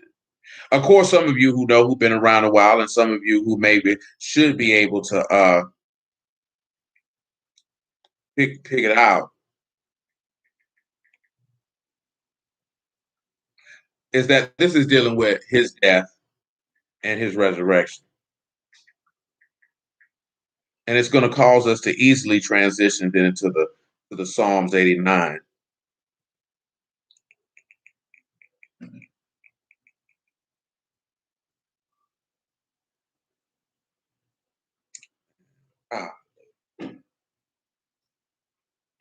I was in the wrong place. Mark chapter 14. 14 and 18.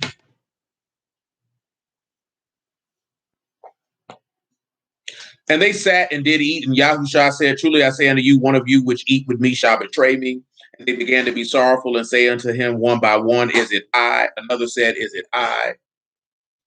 And he answered and said unto them, it is one of the 12 that dip with meat in the dish. The Son of Man indeed go as it is written of him. But woe to that man by whom the Son of Man is betrayed. It was good word for that man if he had never been born. And they did eat, and Yahushua took bread and blessed it and brake it and gave to them and said, take, eat, this is my body. And he took the cup, and when he had given thanks, he gave it to them, and they all drank of it. And he said unto them, this is the blood of the New Testament, which is shed for many. And truly, I will say unto you, I will drink no more of the fruit of the vine until that day that I drink it new with you in the kingdom of Elohim. Now, when we turn around and look at it, of course, that's the pain, the sorrow, because he knew the way that he had to go. He had to die. Of course, the bread of sorrows is evident because he was exceedingly sorrowful even unto death. And then they sat down and they ate that bread of sorrows, and he gave his beloved sleep. Now, when we look at beloved and sleep, Yadid Sene. We'll look at Sene for sleep, which of course that's self-explanatory. It's sleep. It is Shan, it is noon, and it is hay. And the son of Elohim was consumed to produce life. Because y'all know from Genesis 49 that Issachar saw that rest was good. And when Yahuah had finished all his works, he said, it is finished, and he rested from his labors. This is my beloved son in whom I am well pleased. I have consumed him in order that he might produce life. This again goes back to him building the house. I mentioned Hebrews 8, but we didn't go read it because you already know this is the tabernacle which Yahuah have pitched and not man. You understand? So when you sit back and you look at it, it is vain for you to rise up early to sit up late to eat the bread of sorrow. Yahushua did not rise up early to sit up late. What time did they have the feast? At the evening time. And they came and got him, and he didn't sit up late. When the sun went down, as it's the time of more at the point, I went to go lay down. And he gave him the bread of sorrows, and he gave his beloved sleep. Thank the Lord. He said, lo, children are the heritage of Yahuah, and the fruit of the womb is his reward. And of course, y'all know, Yahushua pierced in the side. Should a nation be born at once in Isaiah 66? And that is his reward, the fruit of his womb. Of course, you know, heritage is an inheritance. And all of those of you whose names were written in the Lamb's book of life from the foundation of the world, you were his inheritance. And you are his reward, because he gets rewarded for what he's done. He gets rewarded with offspring. As the arrows are in the hand of a mighty man, so are the children of your youth. So if you're a mighty man, which is Gabor, that means you're strong, you're brave, you're a mighty man. He says the same way that strong man holds arrows in his quiver, it says, so are the children of your youth. When it says children, that's Ben. So y'all already know what that is. That is sons. That is a male child. That is young men. That's why I've been telling you that. That man say for strong men holding the arrow, that's the same as you having a young man in your early life. This man give you sons. That means he see you as a brave and courageous man, a man brave enough to raise an upright young man. That's why I told you that earlier. That's why I wanted to bang that home and cause you to understand. I don't care if you got one son or 12. If he gave you a son like this here, that means he saw fit that it said that. Because when we talk about, when we think about bravery, we always think about bravery in the terms of battle. You understand what I'm saying? But bravery encompasses many things because it takes courage to teach a young man to be contrary to the things that are going on around him. When we lived in the land, you had a whole bunch of people around you who worshiped different idols and committed all manner of abominations. And it takes bravery and courage to sit down and instruct someone to be different than what is going on around him. Because it is easy to just be, to go along to get along and to just go with the flow and not have the courage and the bravery to look your son in the face and say, son, you're going a different way. Praise Yahuah. Indeed. You know what I'm saying? Just to go a different way. As you should. As you should. You know what I'm saying? 3 sons is a blessing. I say that means he saw fit to have you here 3 times. That's an opportunity. And even if, because you never know how righteous your sons were going to be. So that's more of an opportunity. If 1 out of the 3 turned out to be just, that's a blessing. If 3 out of the 3, that's beauty from heaven. You know what I'm saying? So when you look at it, it's like, as we're reading this here, because you see that as arrows are in the hand of a mighty man, so are sons of the youth. So he's looking at the same way that a mighty, strong man holds arrows in his hand. This is how a man holds his sons. Because it's the same way the father held his son. You know what I'm talking about? And it takes courage to take a young man and say, son, I'm going to teach you in the ways of righteousness. I'm going to show you the way that you ought to go. Because that over there, that's not the way that we're going over here. You know what I'm talking about? Like I say, Mac, like we mentioned LeVar Ball, you know, his sons are sinners. They out here horn doing whatever it is that they're doing. You know what I'm talking about? But you can see that they're strong men. They're not weak, mentally fragile men.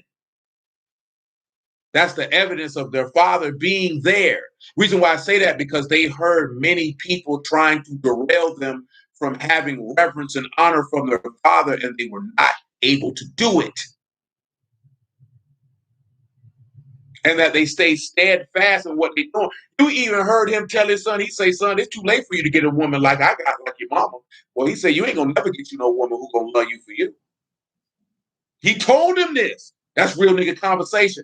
Most of these niggas out here not gonna tell their son that. They gonna sell him a dream. Man, these hoes don't care about you, boy. So, boy, you better be on top of your game. Make sure you don't impregnate none of these stupid hoes like your brother did. See, we don't have them conversations, because what courage and bravery is the ability to say things that other people won't say and not care about what people think or how they react to what you have to say.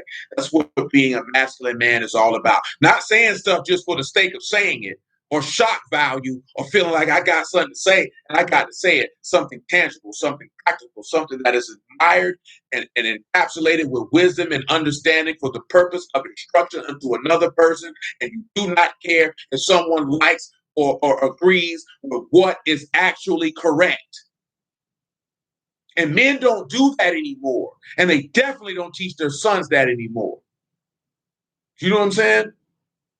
That's why you have a generation of weak men. I told this young lady earlier today, I said, let me tell you something real, man. You women lay with buster niggas, get pregnant from these buster niggas, and then raise the same buster niggas you complain about. Whose fault is that? That's not that man's fault.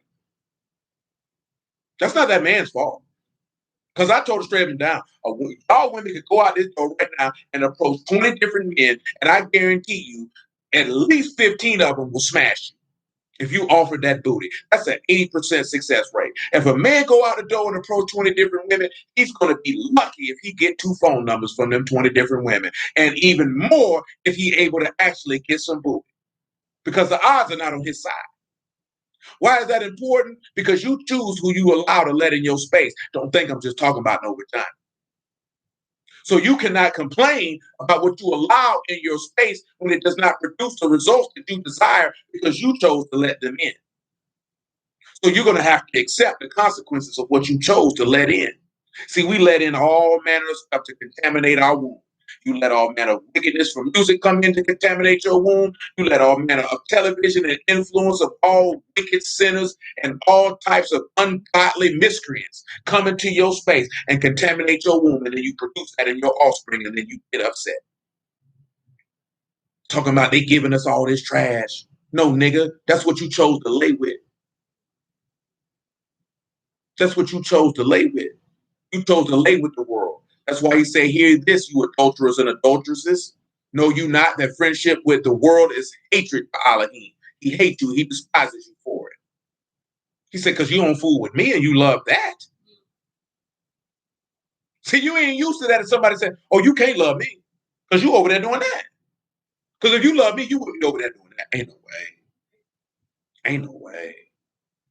See, that's harsh. It takes bravery to stay out of it. That's why most of these dudes ain't preaching no gospels. They ain't saying nothing. Thinking they don't want this information to get out. We Israel. Nigga, suck your stupid behind up. Ain't nobody scared of that, boy. Ain't no power in that, nigga. The power is in Elohim, not in your bloodline, stupid.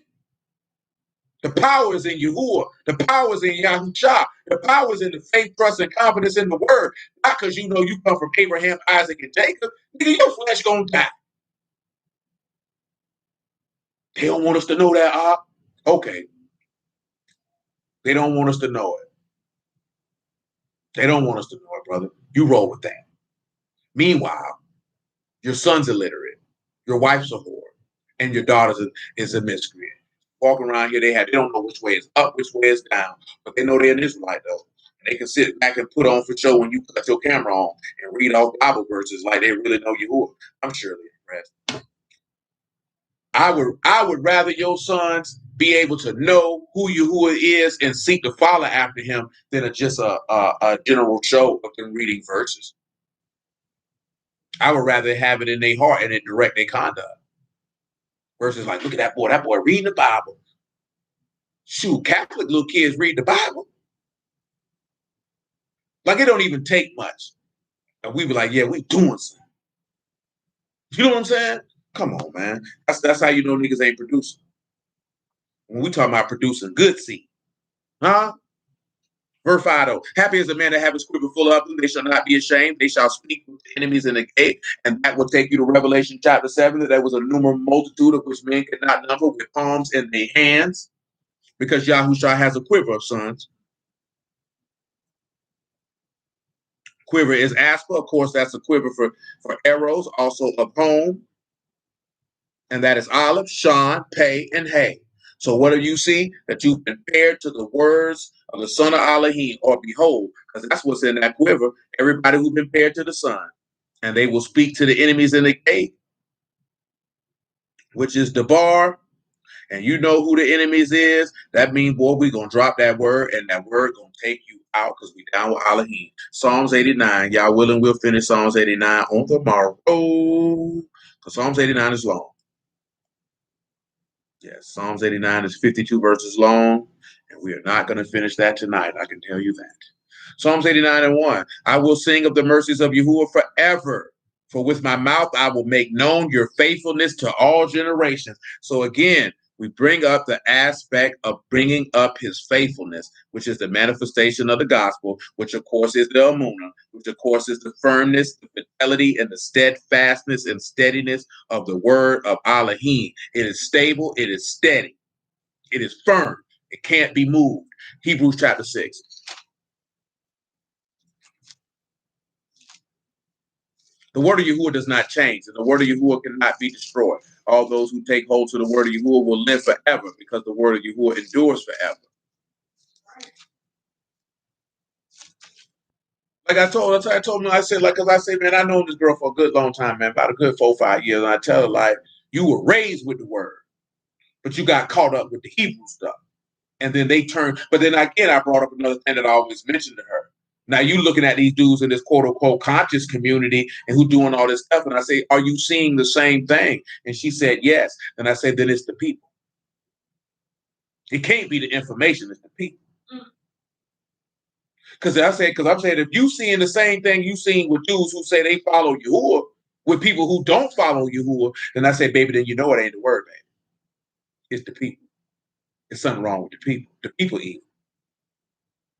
She was like, whoa. But sometimes you have to mention that. But see, this is why I would like to mention this here, because women are two-dimensional thinkers. That's no knock to them. They're not going to look at everything in the totality. That's why it's important for you to gain as much wisdom and understanding as you can gain, because you have to be able to give this wisdom to your daughter. Because she's not going to see that's why I keep telling you, you have to teach your wife. She's not going to see the world the way that you see it. She don't have the mind of a man. She's only going to see things for what's in front of her. She's not going to look at it and dissect it. That's why they come looking for you for wisdom and clarity. If a woman has an issue, it's because she doesn't know, nigga. Like she literally doesn't know. If she knew, she wouldn't ask you. That's when you would have to look at, okay, this is what she's bringing. I got to be able to pull here, pull here, and pull here, and pull here, because it's my job to be comfort and consolation for her, just like my husband is comfort and consolation for me.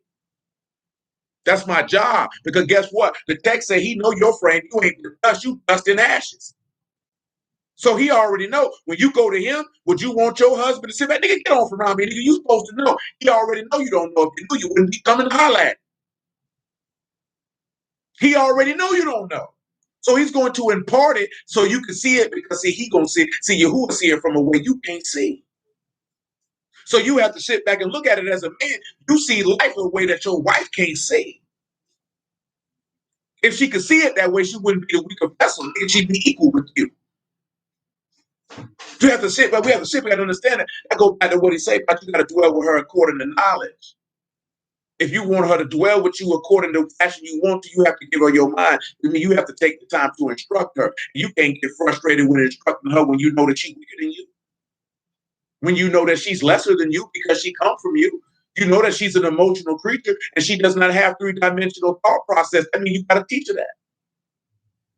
Because guess what? You're a carnal creature who knew nothing of the Ruach of Elohim, who knew nothing of the things of heaven. He came down here and taught you that so you could be able to do it. Because if he didn't do it, you couldn't do it. Because he already knew. He said, if I tell you of heavenly things, I told you of earthly things and you ain't got it. So I know you're not going to understand when I tell you of heavenly things.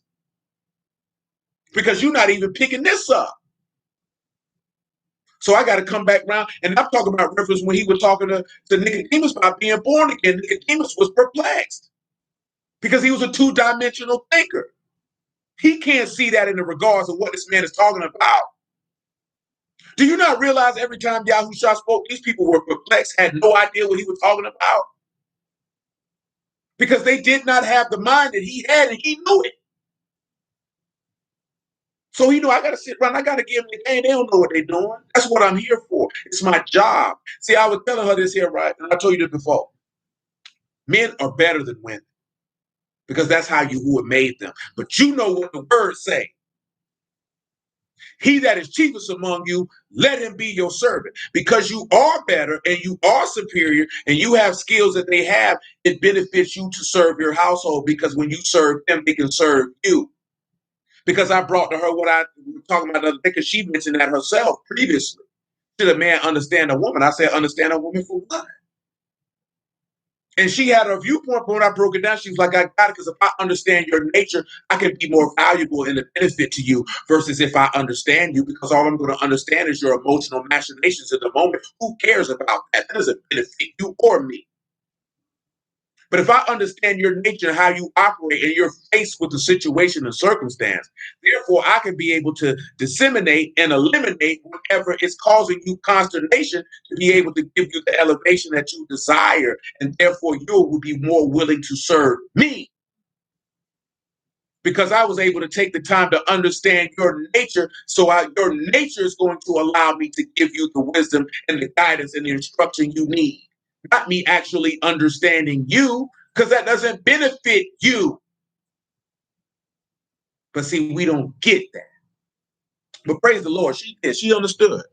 Because, of course, she was approaching it from a modern and an emotional mindset. And again, y'all know the verse. He said, I know of the frame of man, he's but they are but dust. Yahuah does not seek to understand you. He understands your nature. Therefore, he can be a comfort, a consolation, a guide, an instructor, a disciplinarian, a father, a brother. He can be whatever you need him to be according to your nature and what you're going through and exhibiting in that moment in order to instruct you in righteousness that you might be a benefit to him and yourself. But see, that takes care and that takes time. See, when you don't care about somebody, you're not going to take the time to teach them because you don't care. When you care about somebody, you're going to make the sacrifices necessary to teach them because you care about the outcome. Most of our people do not care about the outcome. That's why they don't teach their wives and they don't teach their children. And that's why our communities are in utter disarray. Utter disarray and utter chaos. Because it takes pure, genuine care. Because when you're teaching, you're serving. That means you are willing to sacrifice to be able to eliminate the knowledge, wisdom, and understanding and perspectives that you have within yourself and give it to another person. Which outside of actually sacrificing your life is probably one of the second highest expressions of love that a man can bestow to another person. because that means that the time that you took to labor and gather a plethora of information that you are willing to sacrifice doing something that you enjoy, whatever that might be, to give that time to another person, to give that to them. Because you love them enough to say, I want you to have this information. This information will profit you. I love you enough to eliminate what I'm doing to give you this. Because in reality, that's what Yahushua did by becoming a man and making himself lesser and coming on the earth. Like I said, the highest expression of love is to sacrifice your life. That's why he said he that's faithful over much is faithful over little, because that means you were firmness and reliable and dependable enough to continually serve those who are under your charge. And that makes you even more courageous and superior than the strongest man that you could ever encounter. Psalms 89. Verse 2, for I have said, mercy shall be built up forever, and your faithfulness shall establish in the very heavens. So again, he's telling you how his faithfulness is established in the heavens. And of course, that is Kun, and that's what you know. And his faithfulness is Amuna. So we know that because Yahushua has ascended to the right hand of his Father in heaven, and therefore that mercy was built up forever. And that is Binah. And that takes us back again to dealing with Yahuah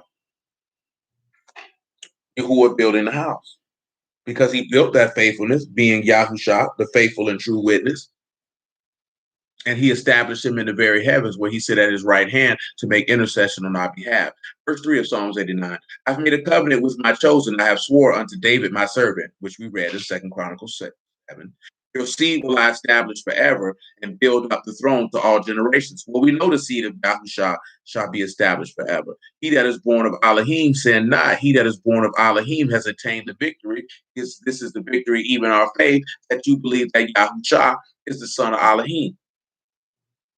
So when you're looking at his seed is established forever, and again, I think that's Kun for established in this particular passage. Let's confirm. Which takes us again to the lamb being slain from the foundation of the world. And that is Kun. That is correct. And just for information's sake, that's Kaf, U, and Nun. So this is to be firm and established. And you know that that he was subdued and that secured life. That's how it was established. And again, building upon that sure foundation. Verse 5 of Psalms 89. And the heavens shall praise your wonders, O Yahuah, your faithfulness also in the congregation of the faithful. For who in heaven can be compared unto Yahuah? Who among the sons of the mighty might be likened unto Yahuah? So we already know it ain't but one, and that would be the Son.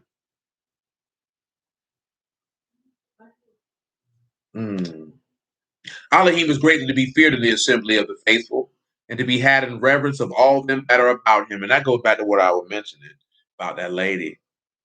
Like he's greatly feared, and it's supposed to be a level of reverence. You've seen that with the Son.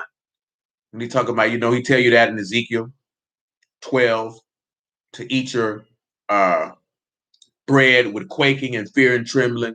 And Paul made mention of you to work out your salvation with fear and trembling.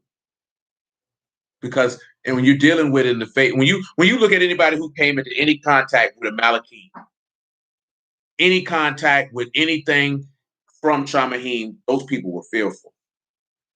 We talked about that when we looked at Samson's parents. We seen that with Daniel when he came across Gabriel. You seen that with the apostles when they seen what they seen dealing with the voice from heaven. You seen that with Paul when on the road to Damascus. See, he's reverenced and honored when you're dealing with the assembly of the saints. Anybody who is about Elohim gives him proper reverence. It's respect. You know what I'm saying? And see, like this here, right? And I ain't saying that to mention this, just come to mind. Like when you always see people have that debate about who should be fed first, the kids or the husband, and everybody go through all this here. And really the whole conversation is really about reverence and pointing out the fact that in modern day society, the father is not reverenced and honored in the house. It's not even commanded. It's not even demanded. It's not even instructed. It's to show that he can be marginalized, if you will. Now, whatever a person chooses to do, who to feed, no, God, that's your household. Who really cares? But the point of the matter is what that statement is really trying to actually impart unto others. That there's no reverence for the head of the household. There's no respect. People don't look at him as someone who should be respected, someone who should be deferred to, because this is how we see Yahuah. This is how we see Yahuah. We don't realize it, but it's that's what we got going on. Matter of fact, we're gonna start right here in verse 8 because it's gonna go to other stuff, and I need to actually take those things and splice them up, and we're not gonna be able to splice that up time period that we have remaining. So hallelujah for Yahushua the word. I appreciate y'all time this evening. Bless y'all out the house of Elohim in the name of Yahushua. Who are willing prayerfully, everybody got a good, strong level of understanding that will be beneficial unto them. We continually give thanks to the Father by way of his Son for his goodness and mercy that is he extended by the righteousness of his sacrifice. Let's continue to increase ourselves in all manner of knowledge, wisdom, and understanding that we might extol and honor our Father any and everywhere that we go. Because again, our Elohim is gracious and good in all things that he does. His word is righteous and just and upright, and it is beneficial and profitable to all those who are partakers of it. Always, as he told him, be of good courage. You know what I'm talking about? Stand on that rock. And man, screw with these niggas out here talking about, man, serve your God to get your soul saved. Shalom, brother Harrison, man. I appreciate y'all, man. Again, bless us out the house of Elohim in the name of Yahushua. Yahuah willing, we pick it up on tomorrow, man. Open the spot up, put